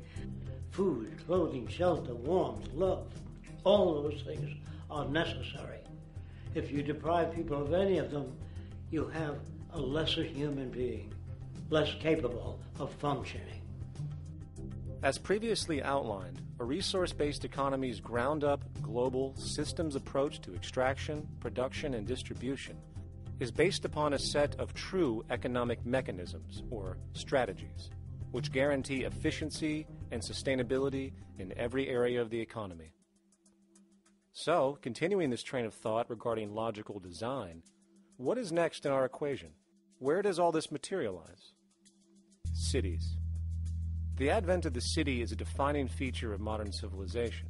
Its role is to enable efficient access to the necessities of life, along with increased social support and community interaction. So how would we go about designing an ideal city? What shape should we make it? Square? Trapezoid? Well, given we're going to be moving around the thing, we might as well make it as equidistant as possible for ease, hence the circle. What should the city contain? Well, naturally we need a residential area, a goods production area, a power generation area, an agricultural area. But we also need nurturing as human beings, hence culture, nature, recreation, and education. So let's include a nice open park, an entertainment events area for cultural purposes and socializing, and educational and research facilities. And since we're working with a circle, it seems rational to place these functions in belts based on the amount of land required for each goal, along with ease of access. Very good. Now, let's get down to specifics. First, we need to consider the core infrastructure, or intestines, of the city organism. These would be the water, good, waste, and energy transport channels. Just as we have water and sewage systems under our cities today, we would extend this channeling concept to integrate waste recycling and delivery itself. No more mailman or garbage men. It is built right in. We could even use automated pneumatic tubes and similar technologies. Same goes for transport. It needs to be integrated and strategically designed to reduce or even remove the need for wasteful, independent automobiles. Electric trams, conveyors, transveyors, and maglevs, which can take you virtually anywhere in the city, even up and down, along with connecting you to other cities as well. And of course, in the event an automobile is required, it is automated by satellite for safety and integrity. In fact, this automation technology is in working order right now.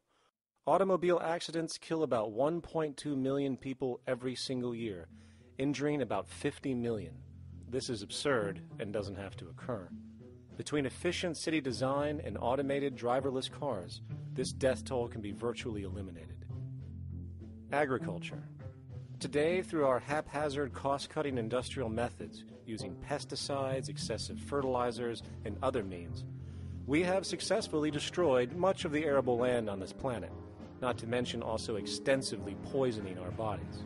In fact, industrial and agricultural chemical toxins now show up in virtually every human being tested, including infants.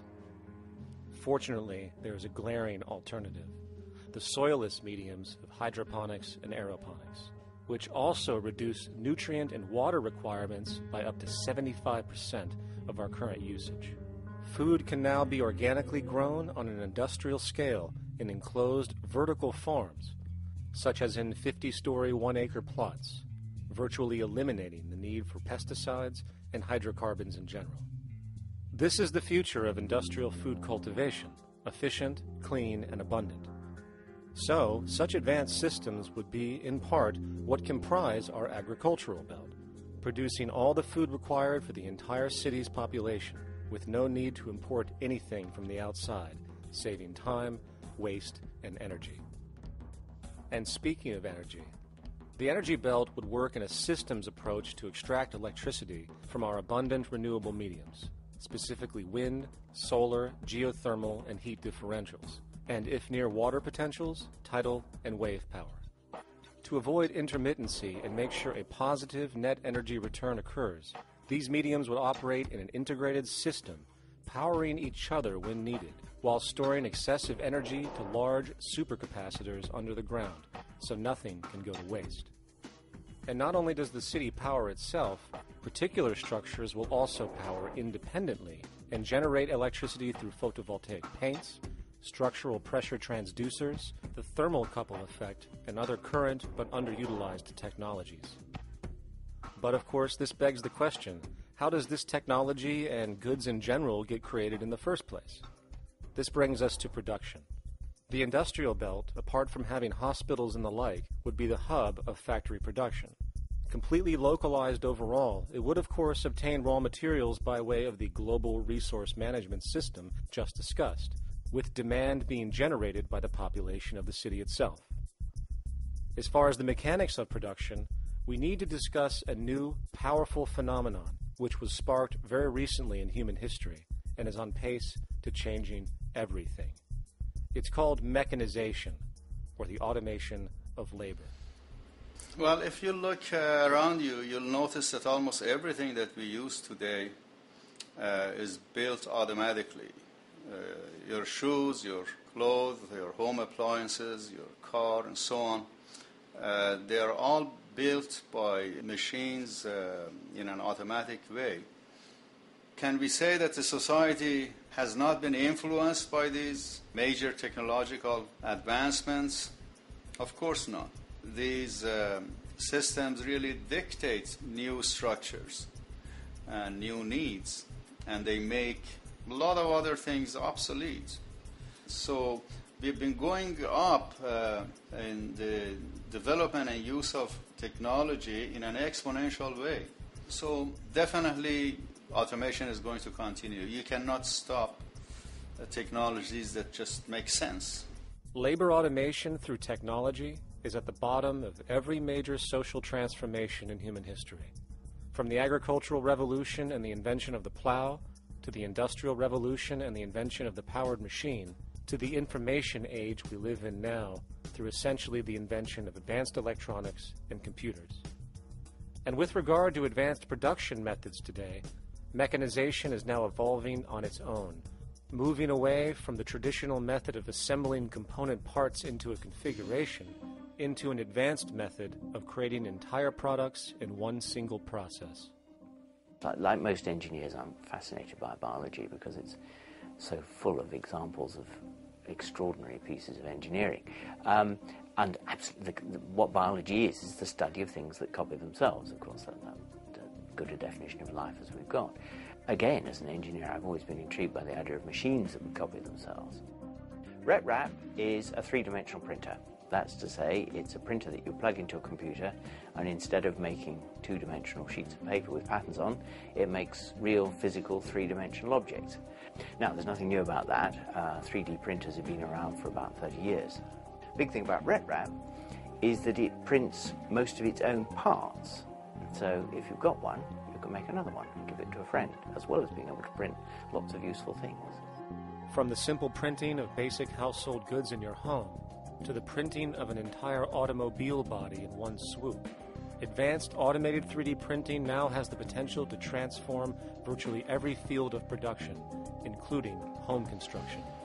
Contour crafting is actually a fabrication technology, the so-called 3D printing, when you directly build a 3D object from a computer model. Using contour crafting, it will be possible to build a 2,000 square foot home entirely by the machine in one day. The reason that people are interested in automating construction is that it really brings a lot of benefits. For example, construction is pretty labor intensive, and although it provides job for a sector of the society, it also has issues and complications. For example, construction is the most dangerous job that there is. It is worse than mining and agriculture. It has got the highest level of fatality almost in every country. Another issue is the waste.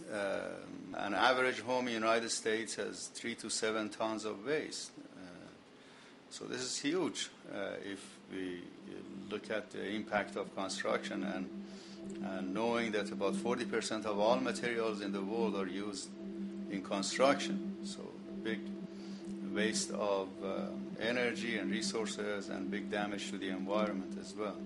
Making homes using hammers and nails and wood with the state of our technology today is really absurd and will go the way of our labor class in regards to manufacturing in the United States. Recently, there was a study by economist David Autor of MIT that states that our middle class is obsolete and being replaced by automation. Quite simply, mechanization is more productive, efficient, and sustainable than human labor in virtually every sector of the economy today. Machines do not need vacations, breaks, insurance, pensions, and they can work 24 hours a day every day. The output potential and accuracy compared to human labor is unmatched. The bottom line, repetitive human labor is becoming obsolete and impractical across the world, and the unemployment you see around you today is fundamentally the result of this evolution of efficiency in technology. For years, market economists have dismissed this growing pattern, which could be called technological unemployment, because of the fact that new sectors always seem to emerge to reabsorb the displaced workers. Today, the service sector is the only real hub left and currently employs over 80% of the American workforce, with most industrialized countries maintaining a similar proportion. However, this sector is now being challenged increasingly by automated kiosks, automated restaurants, and even automated stores. Economists today are finally acknowledging what they have been denying for years. Not only is technological unemployment exacerbating the current labor crisis we see across the world due to the global economic downturn, but the more the recession deepens, the faster the industries are mechanizing. The catch, which is not realized, is that the faster they mechanize to save money, the more they displace people, the more they reduce public purchasing power. This means that while the corporation can produce everything more cheaply, fewer and fewer people will actually have money to buy anything, regardless of how cheap they become. The bottom line is that the labor for income game is slowly coming to an end. In fact, if you take a moment to reflect on the jobs which are in existence today, which automation could take over right now if applied, 75% of the global workforce could be replaced by mechanization tomorrow. And this is why, in a resource-based economy, there is no monetary market system, no money at all, for there is no need. A resource-based economy recognizes the efficiency of mechanization and accepts it for what it offers. It doesn't fight it like we do today. Why? Because it is irresponsible not to, given any interest in efficiency and sustainability. And this brings us back to our city system. In the center is the central dome, which not only houses the educational facilities and transportation hub, it also hosts the mainframe that runs the city's technical operations. The city is, in fact, one big automated machine. It has sensors in all technical belts to track the progress of agriculture, energy gathering, production, distribution, and the like. Now, would people be needed to oversee these operations in the event of a malfunction or the like? Most probably yes, but that number would decrease over time as improvements continue. However, as of today, maybe 3% of the city population would be needed for this job when you break it down. And I can assure you that in an economic system which is actually designed to take care of you and secure your well-being, without you having to submit to a private dictatorship on a daily basis, usually to a job that is either technically unnecessary or socially pointless, while often struggling with debt that doesn't exist just to make ends meet. I guarantee you people will volunteer their time left and right to maintain and improve a system that actually takes care of them.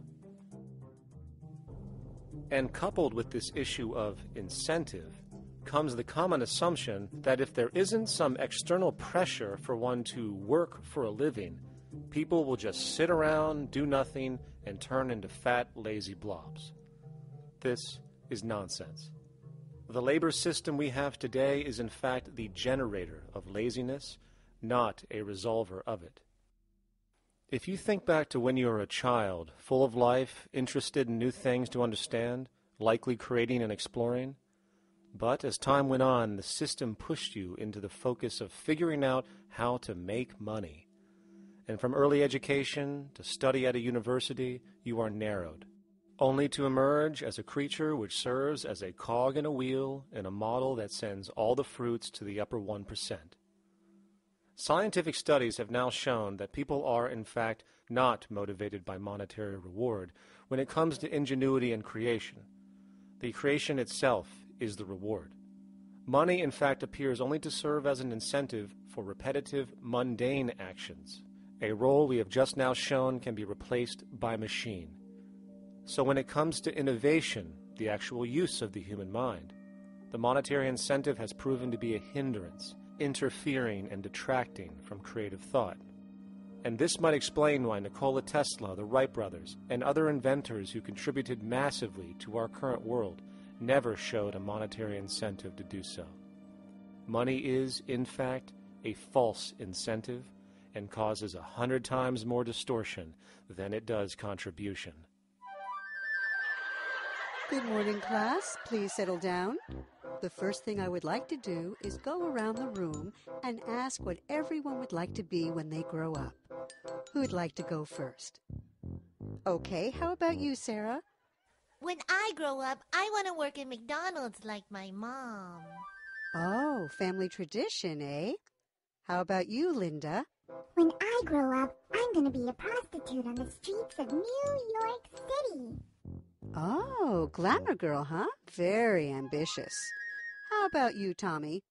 When I grow up, I'm going to be a rich, elitist businessman who works on Wall Street and profits off of the collapse of foreign economies.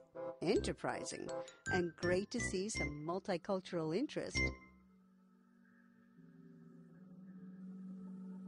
As stated before, a resource-based economy applies the scientific method to social concern, and this isn't limited to simply technical efficiency. It also has the consideration of human and social well-being directly and what comprises it. What good is a social system if, in the end, it doesn't produce happiness and peaceful coexistence? So it is important to point out that with the removal of the money system and the necessities of life provided, we would see a global reduction in crime by about 95% almost immediately, for there is nothing to steal, embezzle, scam, or the like.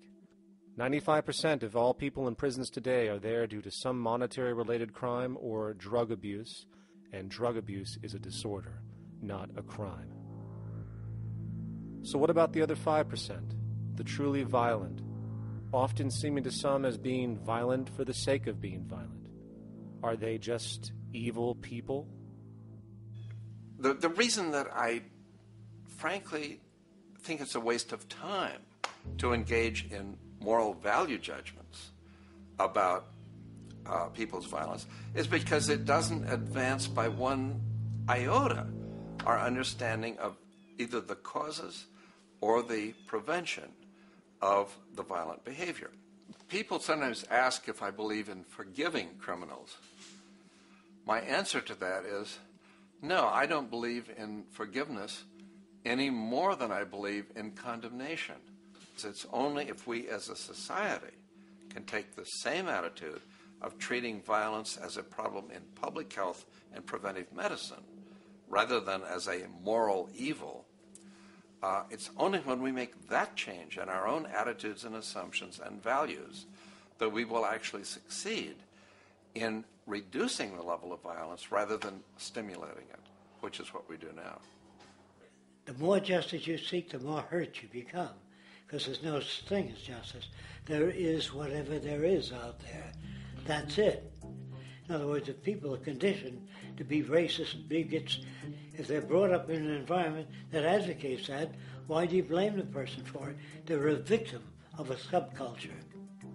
Therefore, they have to be helped. The point is, we have to redesign the environment that produces aberrant behavior.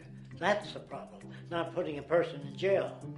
That's why judges, lawyers, freedom of choice, such concepts are dangerous, because it gives you misinformation that the person is bad or that person is a serial killer.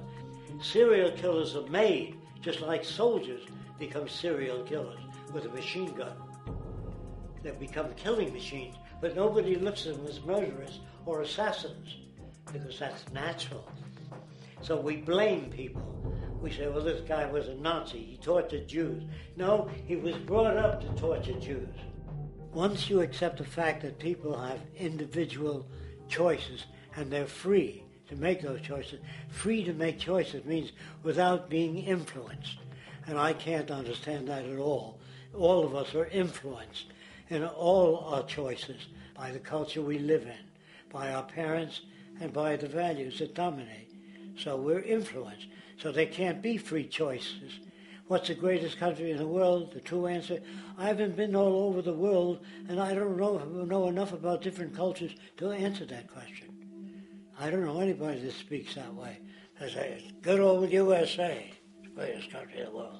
There's no survey. Have you been to India? No. Have you been to England? No. Have you been to France? No. What do you make your assumptions on? They can't answer. They get mad at you. They say, well, goddamn it, who the hell are you to tell me what to think? You know, don't forget, you're dealing with aberrated people. They're not responsible for their answers. They're victims of culture. That means they've been influenced by their culture.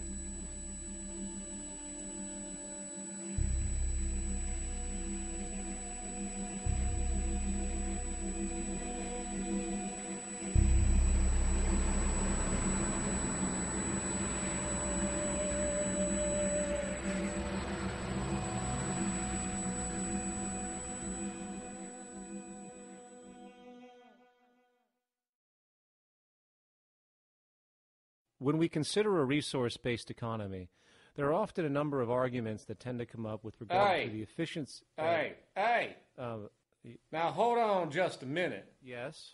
I know what this is. This is called Marxism, buddy. Stalin killed 800 billion people because of ideas like this. My father died in the gulag. Hold on. Communist, fascist. You know, like America used to just leave. All right, everybody just calm down. Death to the New World Order. Death to the New World Order. And as the irrationality of the audience grew, shocked and confused, suddenly the narrator suffered a fatal heart attack. And the seemingly communist propaganda film was no more.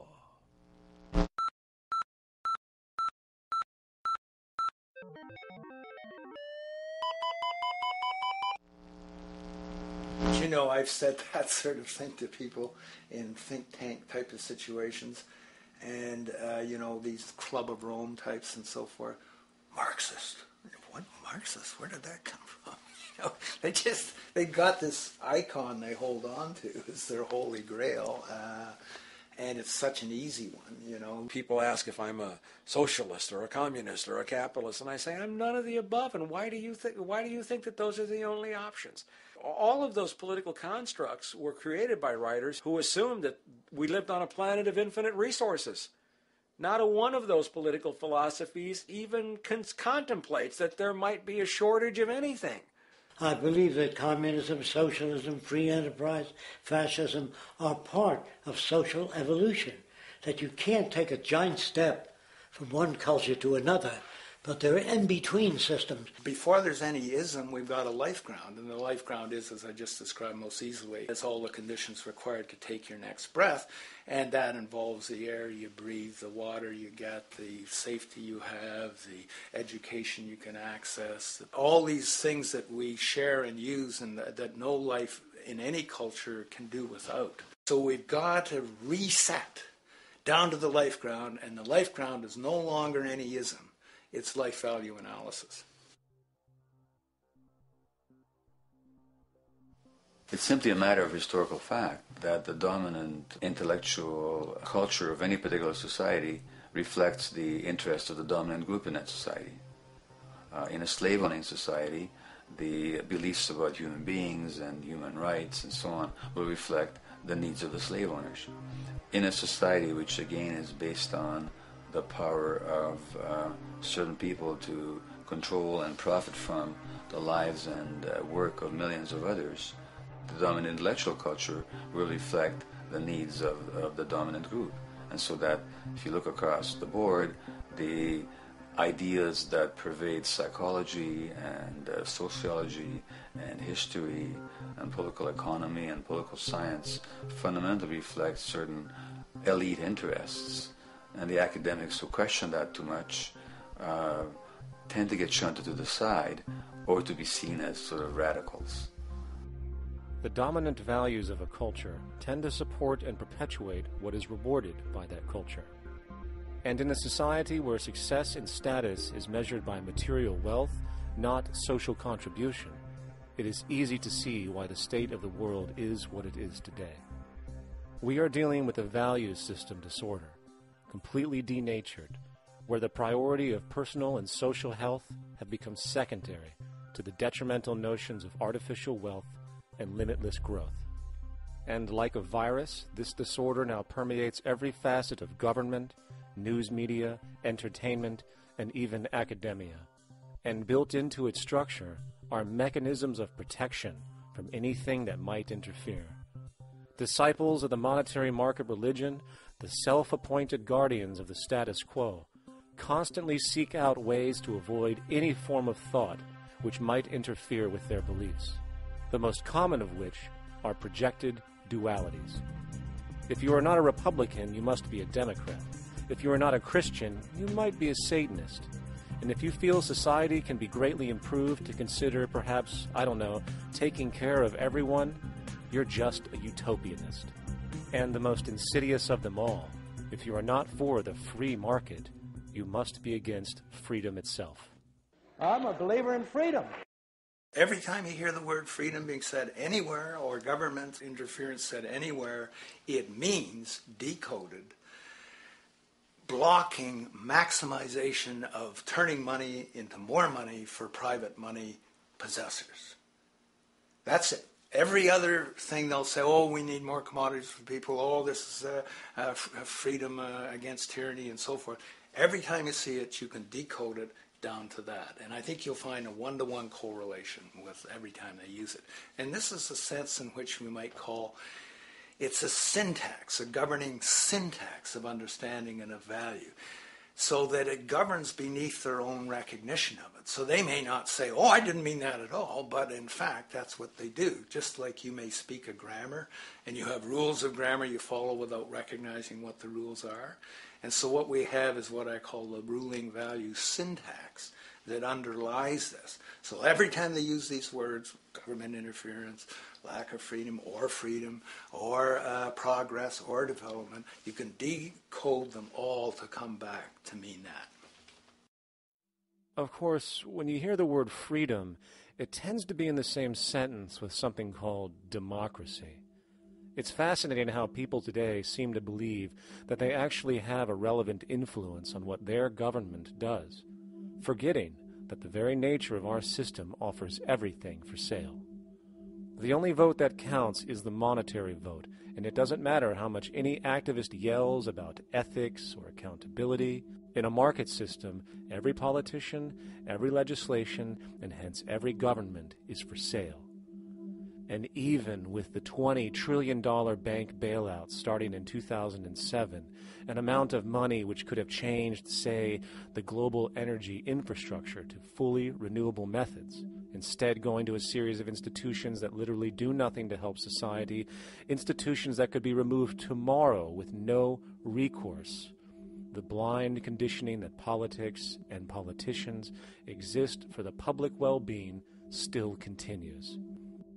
The fact is, politics is a business, no different than any other in a market system, and they care about their self-interest before anything else. I don't really, honestly, deep down believe in political action. I think the system contracts and expands as it wants to. It accommodates these changes. I think the civil rights movement was an accommodation on the part of those who own the country. I think they see where their self-interest lies. They see a certain amount of freedom seems good, an illusion of liberty. Give these people a voting day every year so that they'll have the illusion of meaningless choice. Meaningless choice that we go like slaves and say, "Oh, I voted." The limits of debate in this country are established before the debate even begins, and everyone else is marginalized. They're made to seem either to be communists or some sort of disloyal person, a kook, there's a word, and now it's conspiracy. Say they've made that something that should not be even entertained for a minute, that powerful people might get together and have a plan. Doesn't happen. You're a kook. You're a conspiracy buff. And of all the mechanisms of defense of this system, there are two that repeatedly come up.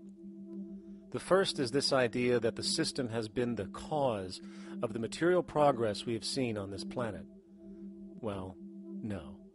There are basically two root causes which have created the increased so-called wealth and population growth we see today. One, the exponential advancement of production technology, hence scientific ingenuity. And two, the initial discovery of abundant hydrocarbon energy, which is currently the foundation of the entire socioeconomic system.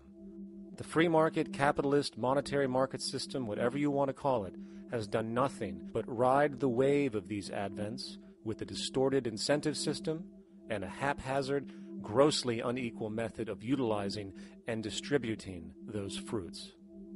The second defense is a belligerent social bias generated from years of propaganda, which sees any other social system as a route to so-called tyranny, with various name droppings of Stalin, Mao, Hitler, and the death tolls they generated. Well, as despotic as these men might have been, along with the societal approaches they perpetuated, when it comes to the game of death, when it comes to the systematic daily mass murder of human beings, nothing in history compares to what we have today. Famines throughout at least the last century of our history have not been caused by a lack of food. They've been caused by relative poverty.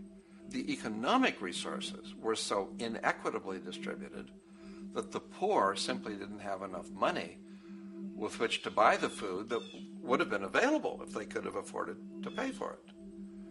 That would be an example of structural violence. Another example, in Africa and some other areas, but I'll particularly focus on Africa, tens of millions of people are dying of AIDS. Why are they dying? It's not because we don't know how to treat AIDS. We have, millions of people in the wealthy countries are getting along remarkably well because they have the medicines that will treat it. The people in Africa who are dying of AIDS are not dying because of the HIV virus. They're dying because they don't have the money with which to pay for the drugs that would keep them alive. Gandhi saw this. He said the deadliest form of violence is poverty. And that's absolutely right. Poverty kills far more people than all the wars in history, more people than all the murderers in history, more than all the suicides in history. Not only does structural violence kill more people than all the behavioral violence put together, structural violence is also the main cause of behavioral violence.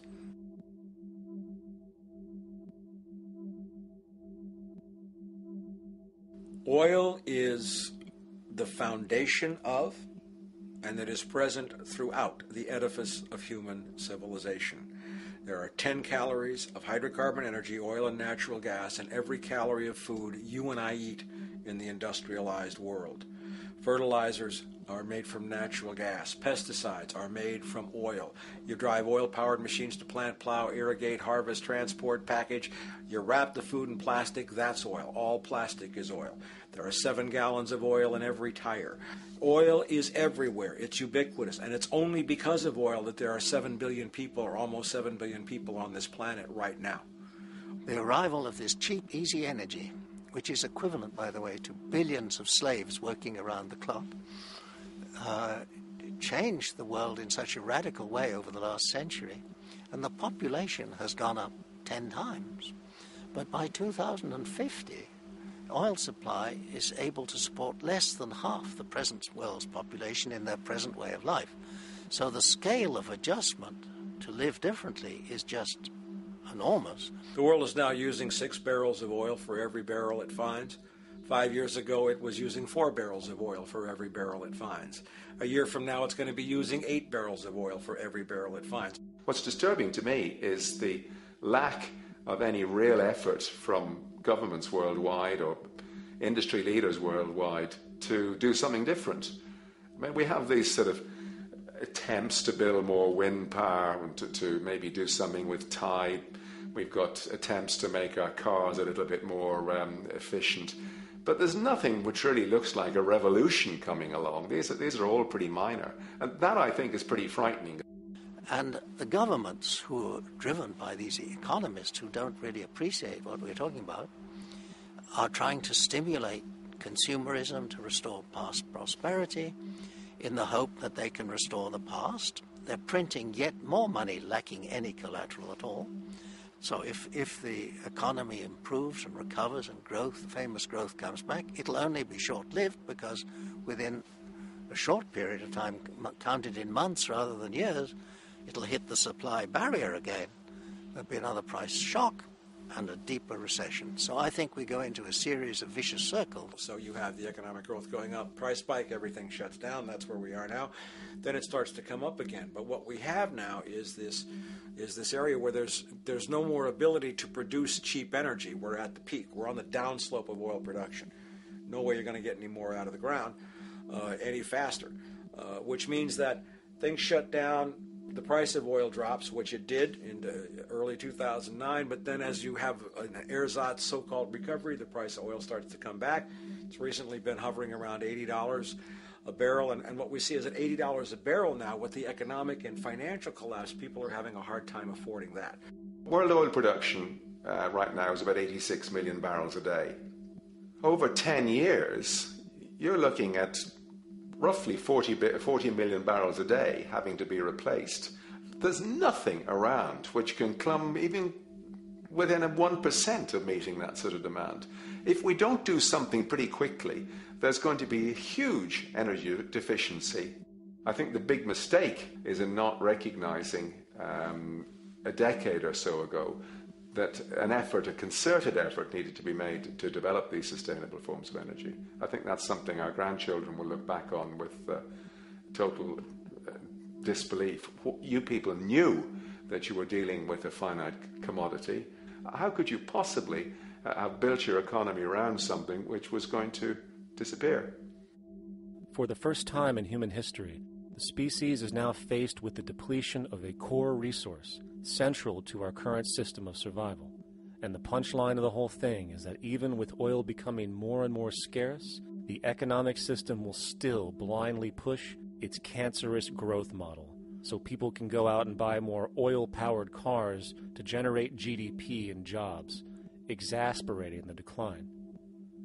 Are there solutions to replace the edifice of the hydrocarbon economy? Of course. But the path needed to accomplish these changes will not manifest through the market system protocols required, since new solutions can only be implemented through the profit mechanism. People are not investing in renewable energies because there is no money in it in both the long and short term, and the commitment needed to make it happen can only occur at a severe financial loss. Hence, there is no monetary incentive, and in this system, if there's no monetary incentive, things do not happen. And on top of it all, peak oil is just one of many surfacing consequences of the environmental social train wreck gaining speed today. Other declines include freshwater, the very fabric of our existence, which is currently showing shortages for 2.8 billion people, and those shortages are on pace to reach 4 billion by 2030. Food production, the destruction of arable cropland, from which 99.7% of all human food comes from today, is occurring up to 40 times faster than it is being replenished. And over the last 40 years, 30% of the arable land has become unproductive. Not to mention that hydrocarbons are the backbone of agriculture today, and as it declines, so will the food supply.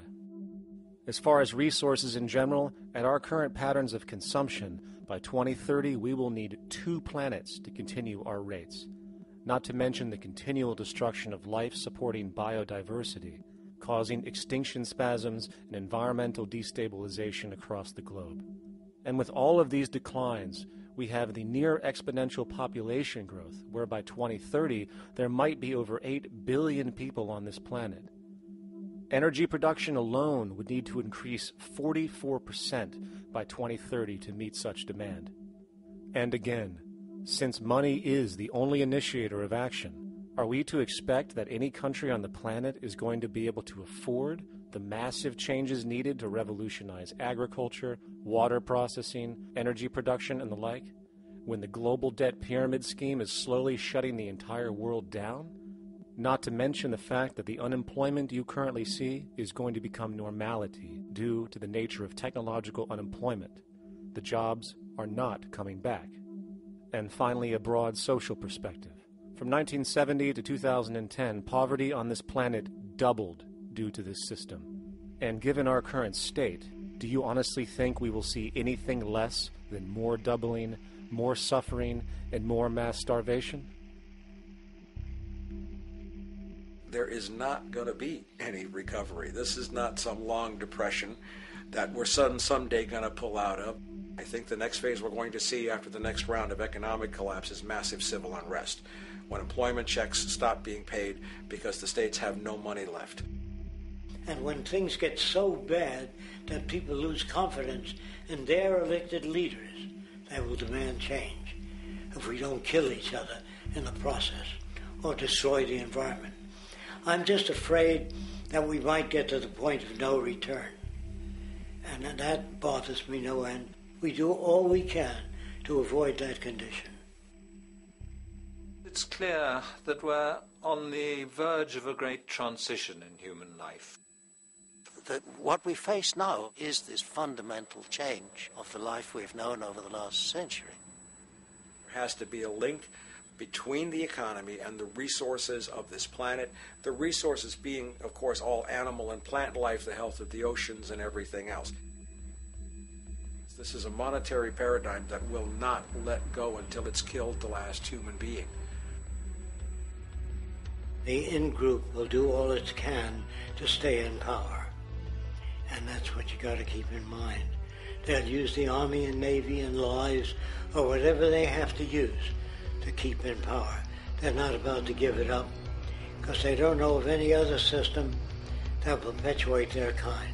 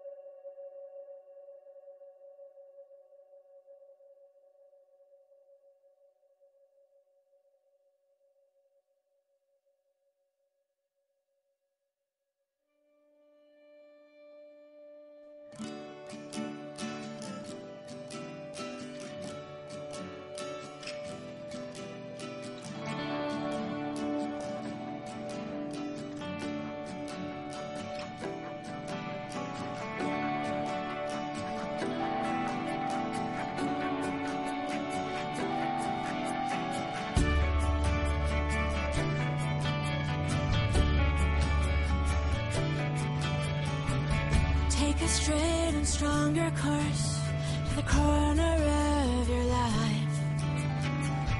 Just remember that the goal is for us all to capture all we want.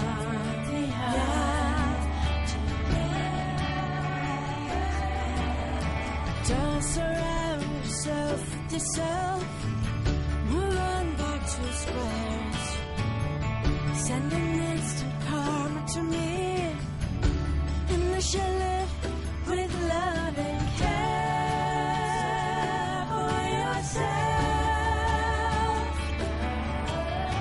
'Cause it's time and time with your time, and this news is captured